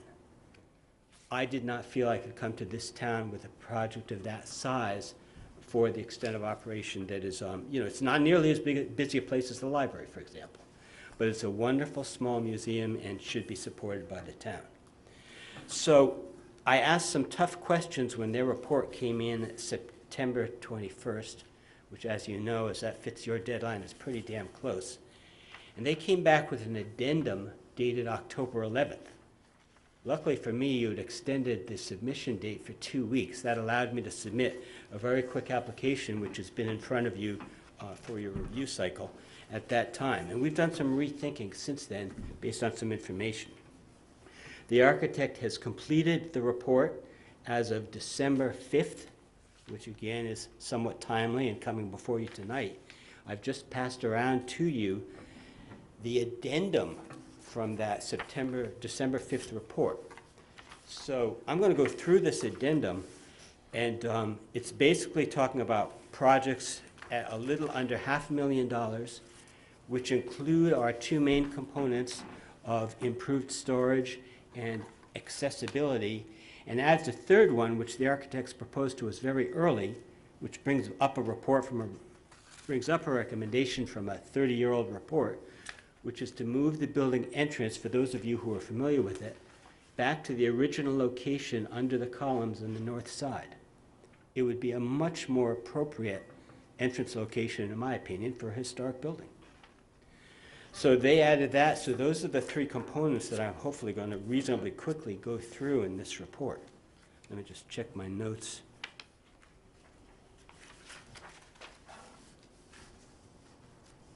I'll get to the funding part of it in just a minute.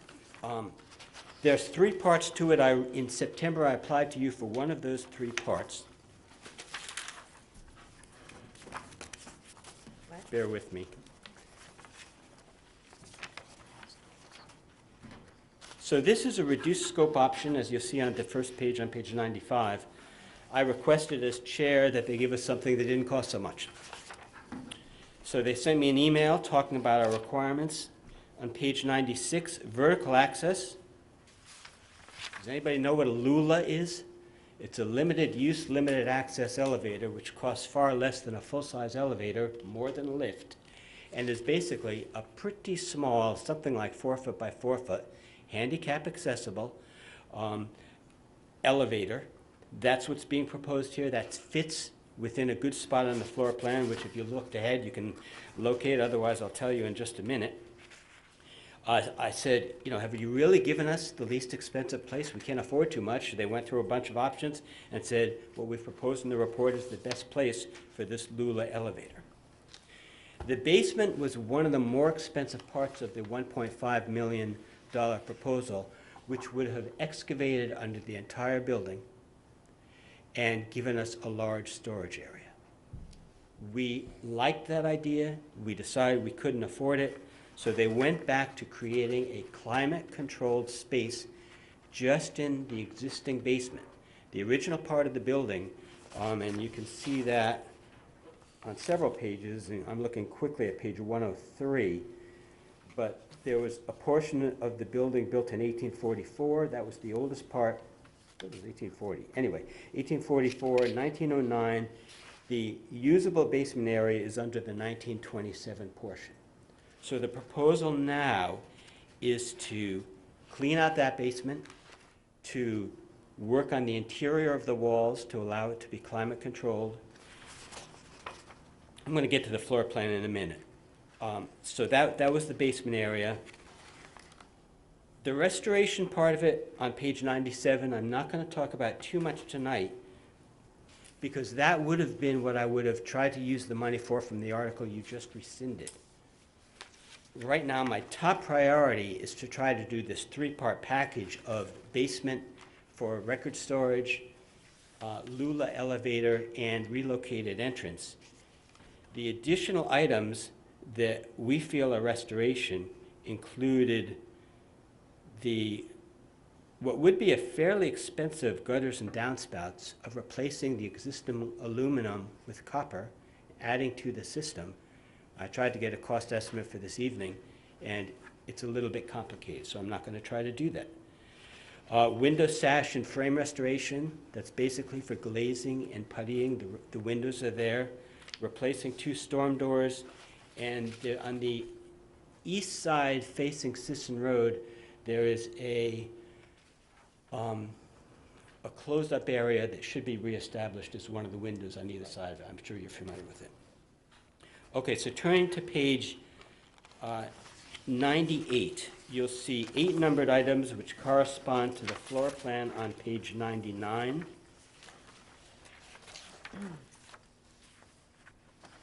So the existing ramp at number 1 will remain as it goes up from the parking lot. I don't know how many of you are even familiar with this building. I know at least 1 or 2 of you are, but for anyone else, it goes up and currently turns right. So if you're going from item number 1, you enter the building at number 8. That would be taken out. You would now turn left and go to the columns, which show up as number 2. Is this clear enough? I think it should be clear enough on this diagram on page 99. So there has to be some change to the handicap ramp. There would be a change to the entrance. It would now come in and be a combined entry and gift shop. That's part of the proposal. And the new elevator would be at the current public entrance. The current public entrance is at number 8 and would be closed off and would become the small Lula elevator at number 5.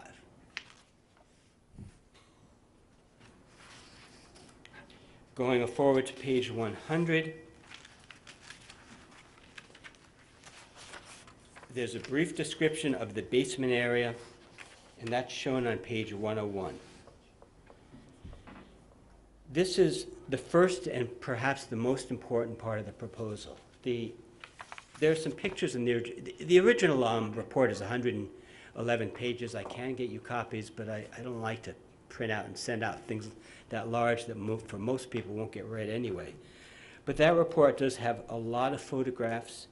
It shows what the existing storage areas look like on the 2nd floor. This would allow a climate-controlled, better defined, better storage type of racks and so forth. All of this is shown on page 101. I believe that the main reason that this is CPC eligible is it's not just redoing a basement. It is creating a climate-controlled area for the storage of historic documents. The consultant's full report includes just 6 pages on the type of storage, whether you're talking photographs, whether you're talking documents and so forth, and what type of climate and other controls are needed. So again, with this firm's museum experience, I think they've given us a pretty good idea of what storage needs are and how to deal with that, and that's what this $130,000 in the basement is proposed to do. The 2nd floor plan, which continues on, doesn't show too much difference, so I'm not going to go over that as part of this overview. And I have cost estimates on the last 2 pages, pages 104 and 105. I applied to you for the $130,000. I then found out, well, that might not include all the design costs, so maybe you better add 20% to that. So that's one of the overruns that I'm dealing with. I don't know if I'm allowed to seek any more money, but what I'm trying to do is give you a package of what we're dealing with right now. We are trying to build overall, I applied for just this basement piece, but we're trying to build overall the basement, the elevator, and the revised entrance location with their relatively quick analysis of $450,000, probably plus another 20% or so. And we are seeking 2 main funding sources for all of that. One of them is Harwich CPC. The other is Massachusetts Cultural Facilities Grant.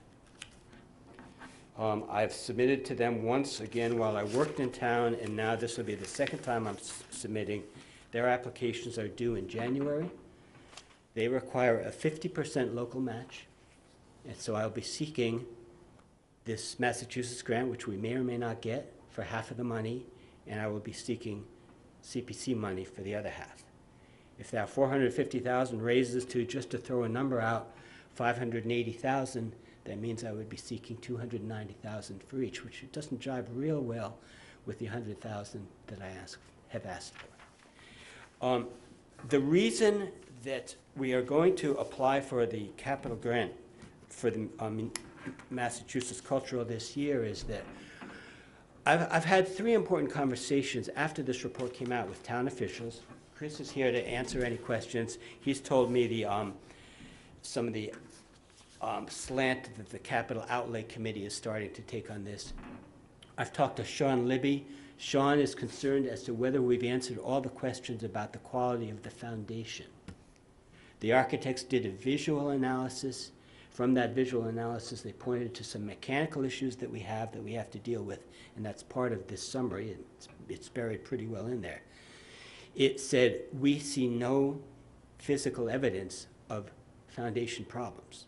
Our buildings facility manager, and I believe Chris Clark will tell you the same, are not happy with whether that's a complete answer or not. So as part of the design phase for this project, we have a conceptual analysis of this. As part of the design phase, we have to include a component for structural engineering to make sure that that building is sound or whether it needs any restoration. So the other conversation I had was with Charlene about the Harwich Center, which is one of the 2 cultural districts that the town has gotten a grant for. You know, it's a lot of exciting things going on there. The museum is a key component to that, but they're also including seeking grants for the Harwich Community Center, no, Harwich Cultural Center, the old middle school. And we don't want to compete against ourselves. I asked Charlene, should I be going forward for this at this time? The answer is yes, and it's better to go for it this year because we've got an architect's report that's going to allow us to go for a capital grant. The middle school is not that far along yet. They may be next year. As far as how the grant money ties together, from the Cultural Facilities website, capital grantees, let's just say I apply in January and get funded in May.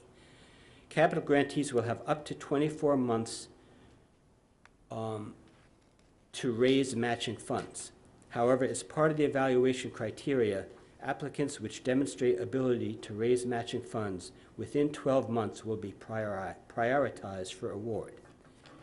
If I had a complete 50% match this year, then that would give me some help in getting this grant. If I only have $130,000, I could decide to go ahead and build that one piece this year. There are further complications. Each one of those 3 pieces has some impact on the other 2 pieces. For example, if I just do the basement work, it turns out that the pit of the elevator, which is also in the basement, they've carried the cost for that under the elevator part of it. So it would be better to do all of this work at one time.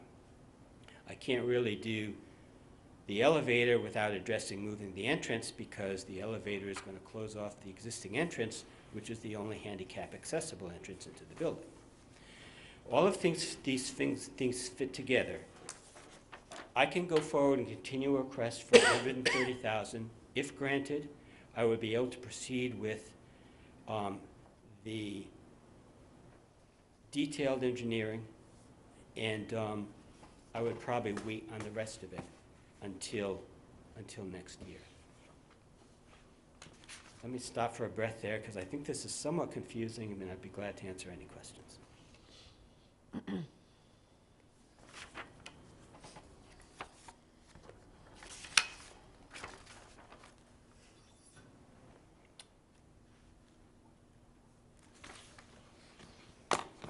Okay, Bob.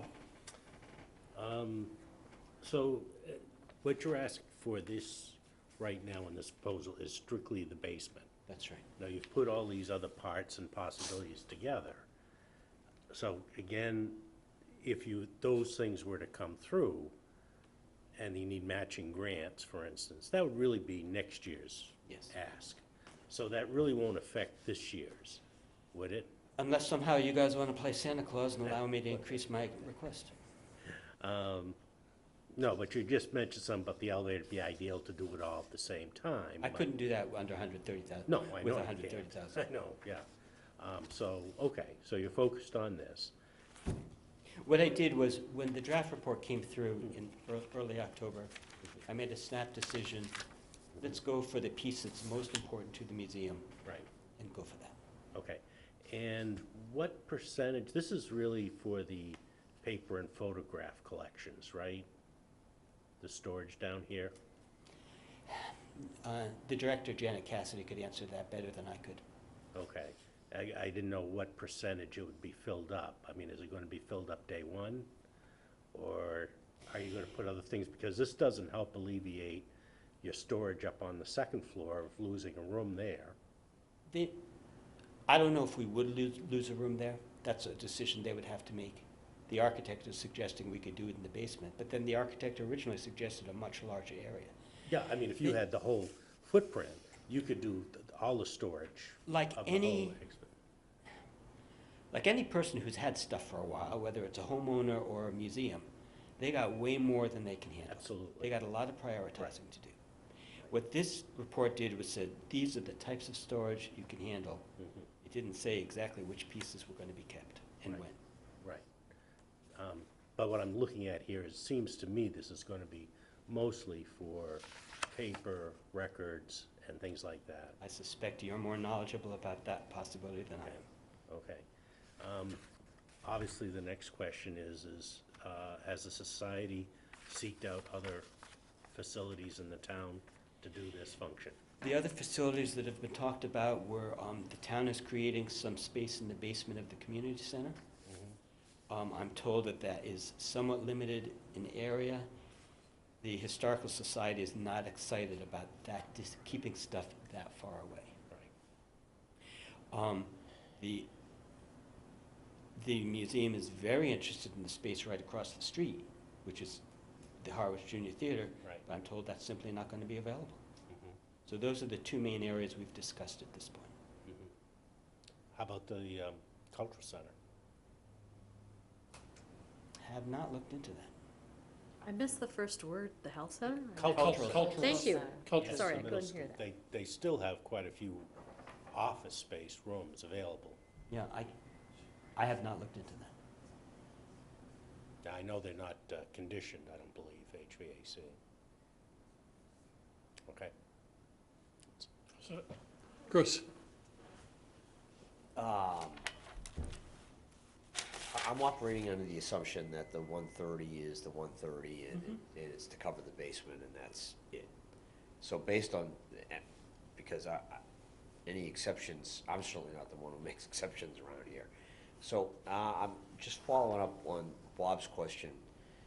Are we real, I feel like we need to understand what is gonna be in the basement, what it's gonna be rehabbed to accommodate. And I think I hear you saying that you don't really know that, but that the. I can give you director- some information on that. Yeah, I mean, I think we need to have a pretty good grasp of that, because you wouldn't want to rehab the whole basement and not really have it serve any.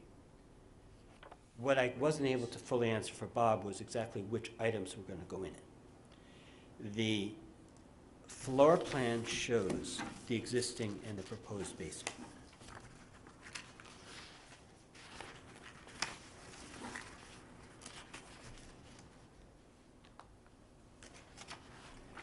So you've got an existing basement on page 100, relatively small size. So there are going to be some interior walls.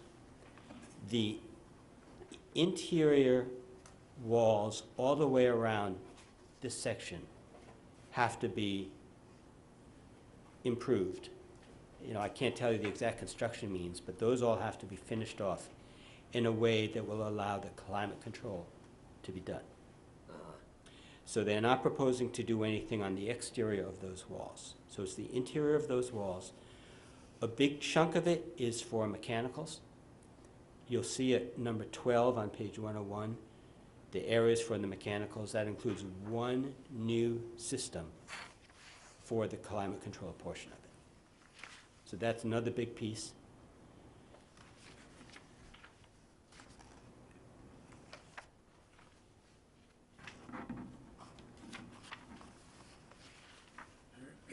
I mean, that's really all I have. I just logically want to make sure that if $130,000 is spent on rehabbing the basement, that there's going to be something in that basement that's going to benefit from the rehab.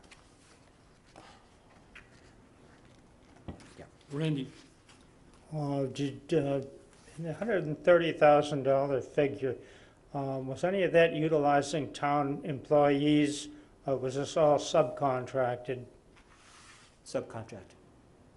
So if we, yeah, I think the town employees are basically saying, you know, for this type of project, you're gonna wanna hire the work.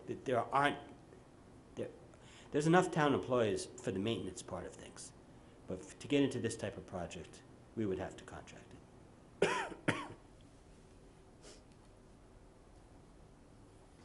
All set? John? So,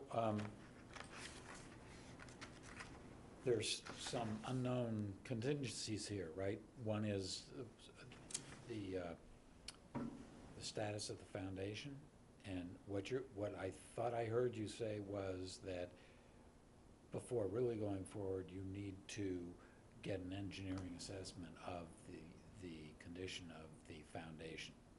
The plan is to, in the design phase, as opposed to the concept phase, in the hard design, that analysis would be part of that.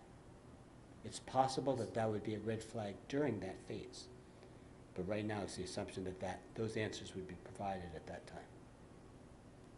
So, what effect would that have on the basement plan? I mean, so you're saying it's possible that during the design phase, there would be an engineering assessment of the foundation, and it's possible that that would complicate the basement renovation, That's possible. like make it more expensive. That's possible. So the other thing that I saw. I'm sorry. This has gone forward to this point based on the architect's professional evaluation of what they saw in terms of problems. They saw a number of water-related issues and so forth.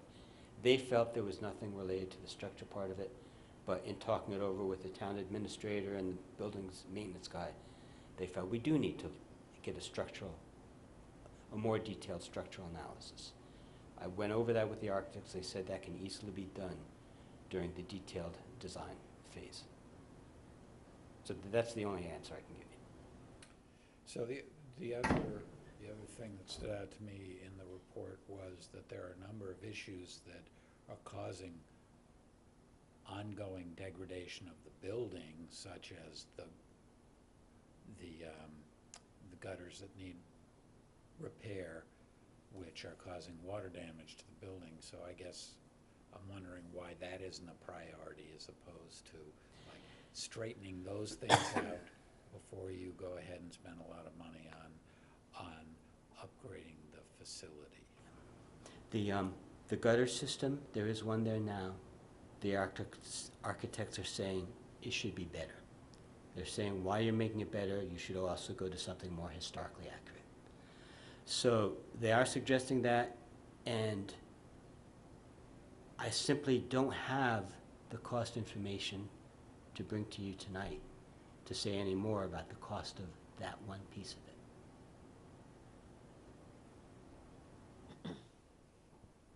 All set. Mary? So I'm gonna ask the Merry Christmas question. 470,000 is what would get all three of these done, as opposed to your 130? Is that about right? Yes.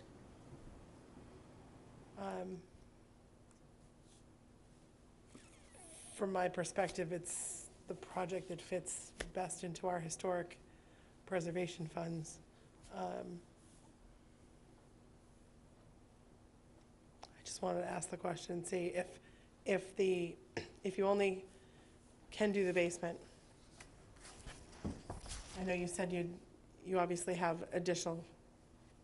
It seems like if you can only do this one piece at a time, you're gonna have additional costs. Your 130, your basement cost might be a little bit more to do a piece of the, is there any way that you could added to a portion of the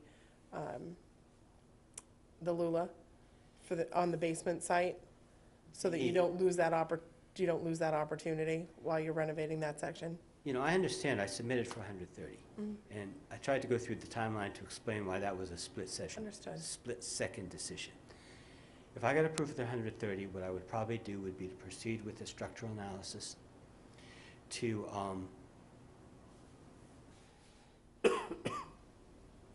and probably wouldn't do the rest of it until until we could see if we could get the Massachusetts Cultural Grant and then come back here again next year. I don't think I would actually do the construction of just the basement. Okay. Based on the newer information. Thanks, David. Kathy? Well, I mean, it's nice to talk about like the whole thing, but, you know, as far as CPA funding is concerned, we really need to know a breakdown in order to determine whether something is eligible, whether is actually, you know, a preservation kind of project, because some of the things may not be preservation-oriented. Well, I think that, well, some of them are accessibility, which does qualify. But you've got a pretty detailed cost breakdown on pages 104 and 105. Yeah. And I think those justify the CPA eligible aspects of the entire project. Okay, well, so let's just go back to the basement and the climate control. And you said for the storage of historic documents. Okay, so what kinds of historic documents are we talking about? I mean, we're not talking about, and is it just going to be documents as a resource, or are we talking going to be general storage stuff? I understand your question. I don't have the firsthand knowledge to answer that tonight. I can get you that answer. Okay. And who owns the historic documents? Is it the Historical Society, or is it the Brooks Academy Museum? I'm pretty sure those documents are owned by the society. It's a society. Okay. And it's you know, this has been a partnership that's been going on for a long time. You know, I anticipated that question might come up. But the best I can say is the building is maintained. The agreement with the Historic Society is that we maintain the building. So I think for us to create a building that's suitable for historic documents and items owned by the Historic Society. I think I would have liked to see a collaboration, maybe a co-application from the Historical Society and the Museum Commission. You know, and the thing is, I mean, I've renovated about 7 or 8 houses, you know, on the Cape in the last, 10 years. And as you know, if you've done a renovation, and you have an older home, I mean, as soon as you open one thing down here, it's like a myriad of problems. That's where it's coming your way. New homeowner. So, I mean, I think there's just the possibility of starting in the basement, you know, something's going to pop up that's going to add additional costs. I mean, it's almost a guarantee down here. I know. And to not address the foundation and other potential causes of dampness and things that might affect climate control, you know, first is kind of putting the cart before the horse. And so, I mean, I'm all for preserving, you know, a valuable building in town, but I think we kind of have to have a better idea of what comes first. And can I just ask another question? I'm trying to remember, I thought I heard last year or the year before that there was, and this might not be true, that there was a second floor room that was used for storage that the filing assistant was too heavy or something for up there, and That's something that Jerry Loftus raised when he put that $30,000 proposal together. Okay, and that has stuff not would- been substantiated has not by been anybody substantiated. else. Yeah. Okay. I thought I remembered reading something about that. We asked the architects to look at that because that was something that was raised early on. So they didn't feel that the weight of what was being stored up there rose to that level. Okay, because that was just something that stuck in my head. And then I have a quick question about the front door.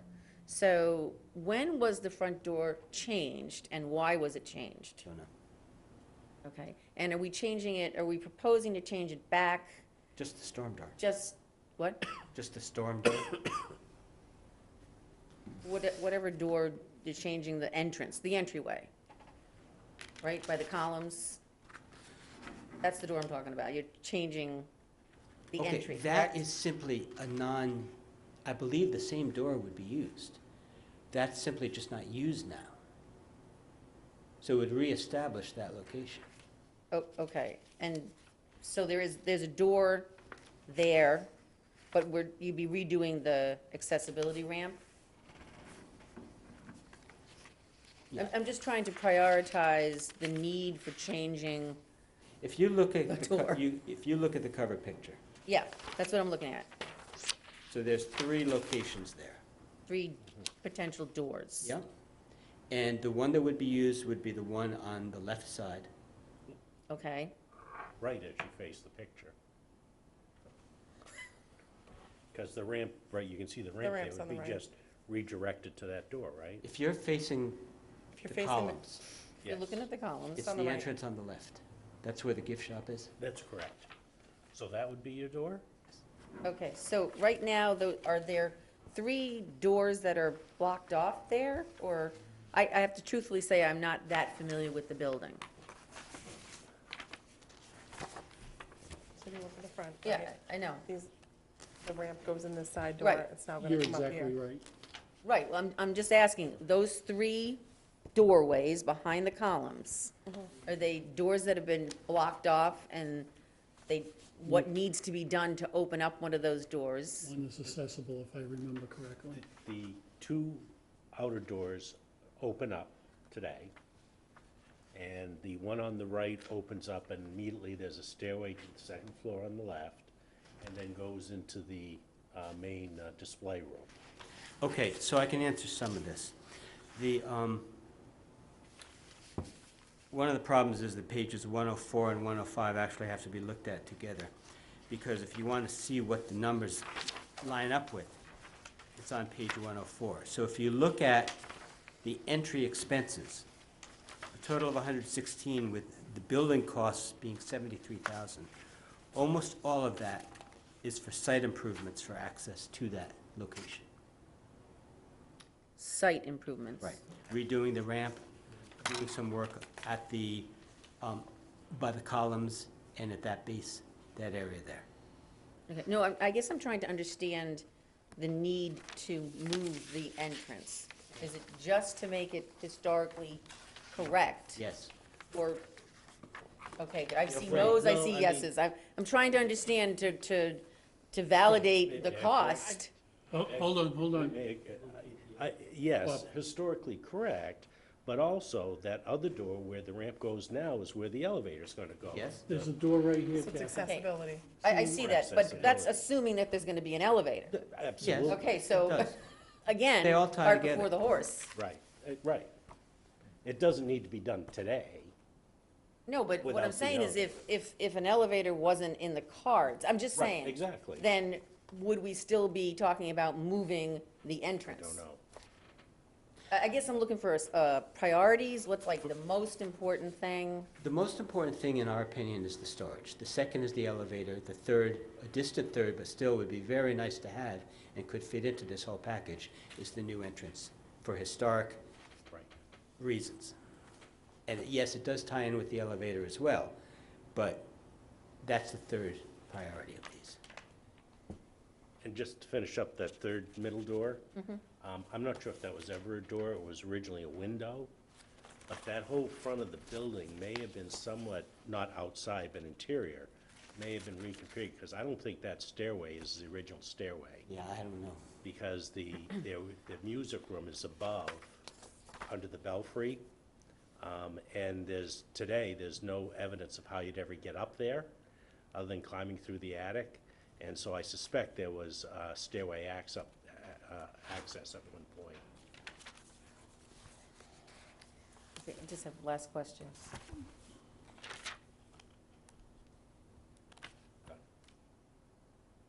No, I'm processing. I'm trying to remember. You may have a good point. Kathy, Yeah. go ahead.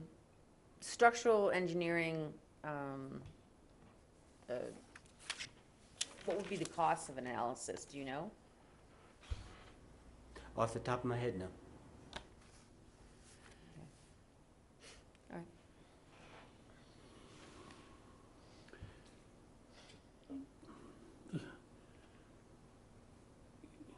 structural analysis is gonna make a big difference in what you're gonna do.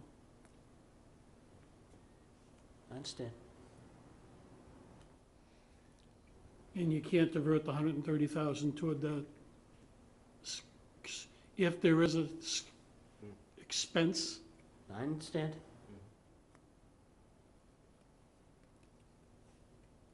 okay. 130,000 will work if the architect's assumption is correct. We don't know if it is. And, you know, I've had enough questions, you know, in addition to what you folks are saying, when I hear questions raised by the town administrator and the buildings maintenance guy, I know we have to answer that question. We propose to do it as part of the next round of design. Well, David, at this point, we've already set a precedent with a leap of faith last year with the trust. So we're heading in that direction again. Any more questions from the board? Thank you very much for your presentation. Okay, thank you.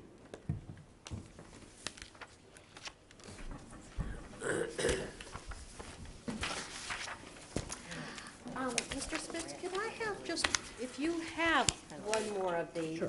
may I? That'd be grand. Thank you so much.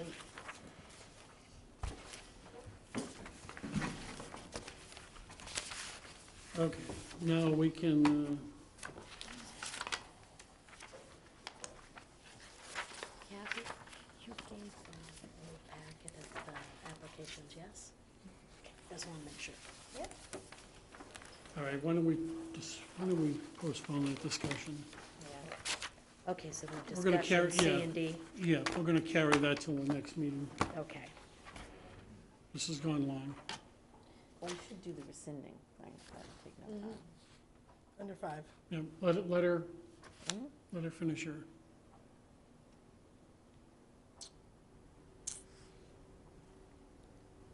Okay, so There's something for you to read.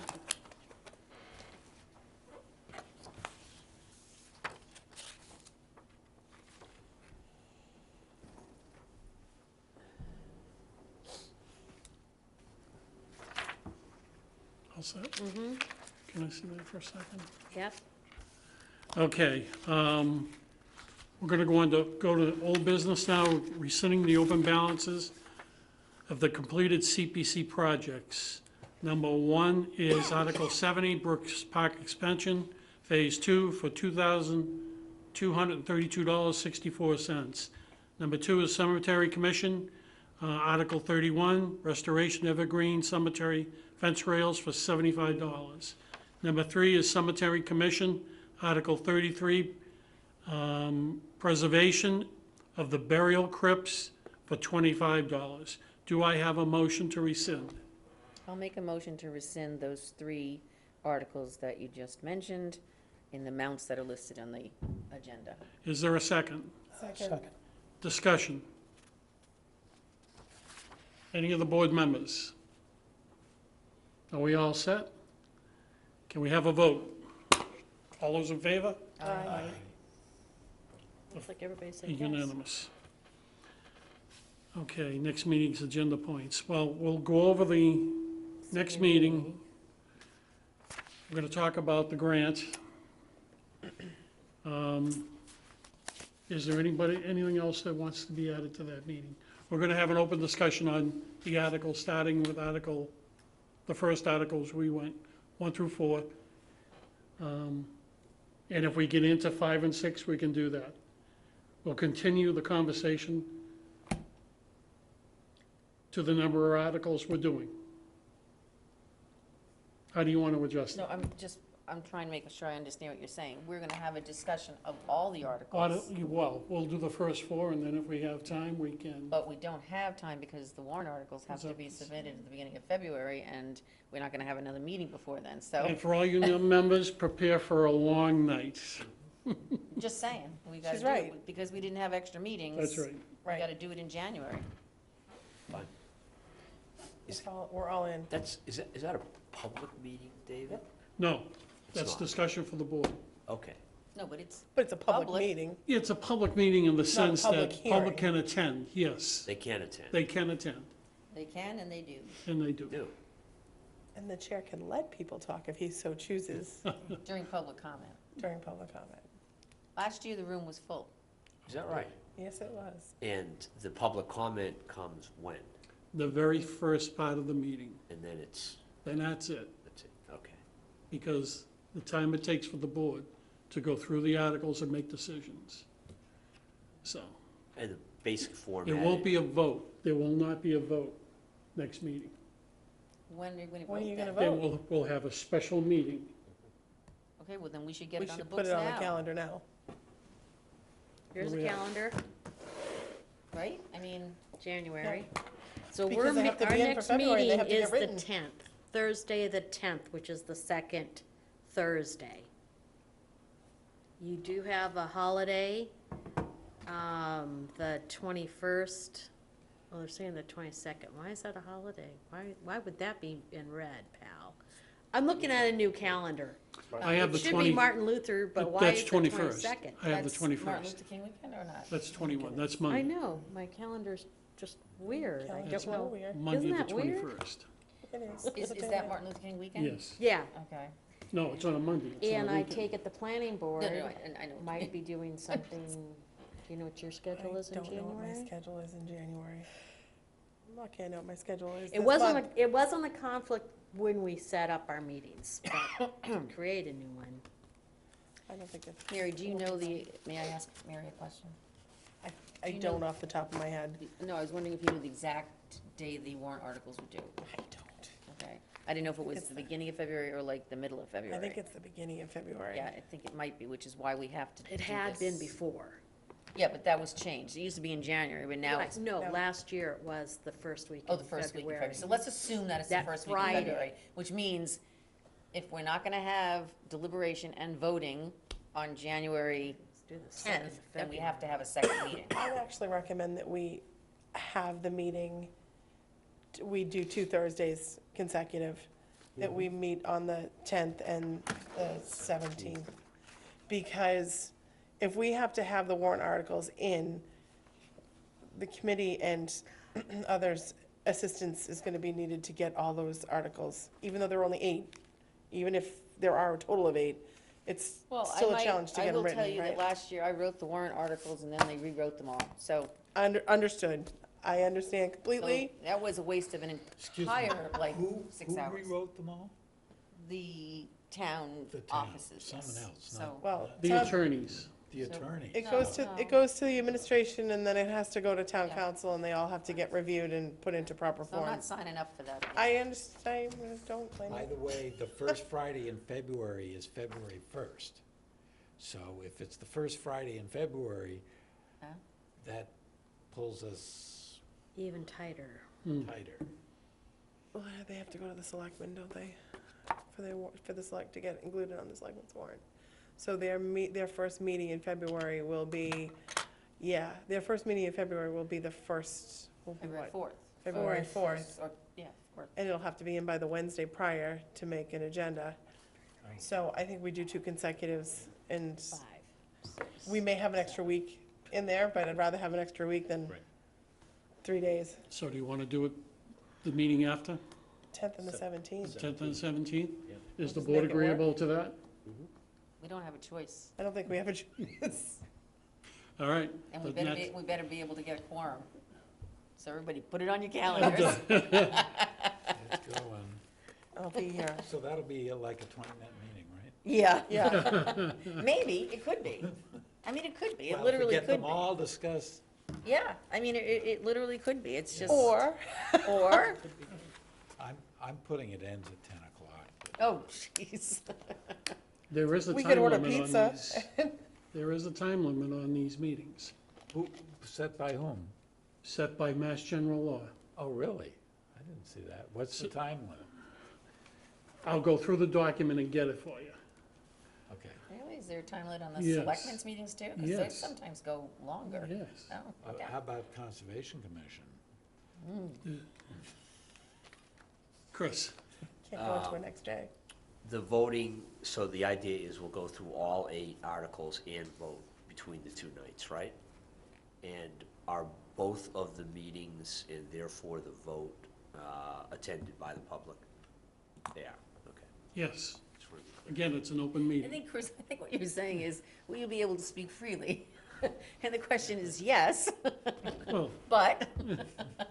Right, now, right. the question I should ask the board is, would the board consider a straw vote? We've been down this road before. That's what you did last year. Well, no, we Actually, really we- didn't. we last year. fought- We did it the year before. And we fought that last We year. fought the straw vote. and Oh, 'cause I'm last year personally there's against the straw comments votes, that but It was a mixed Yeah, Right, opinion. Okay. so I just had to put that on the floor, because I had to put it on the floor. Okay,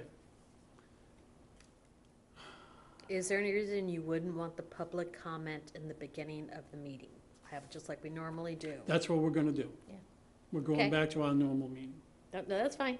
This was for the 2 members tonight, as I explained. What else? What am I missing? There's something else. minutes. We did the minutes. But we'll have minutes next time from today. Yes, we will.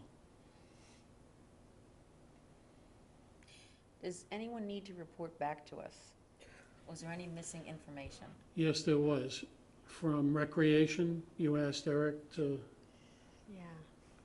I don't remember, but you there gotta dig out, is yeah, there is. something. Chris asked for information. Eric's was, I think. Area of Sand Pond. We wanted to know. Oh, the acreage of Sand Pond? Yeah, that was stupid. That's was the really one I just a can quiz. remember. I don't No. think that was the only one. Just kidding.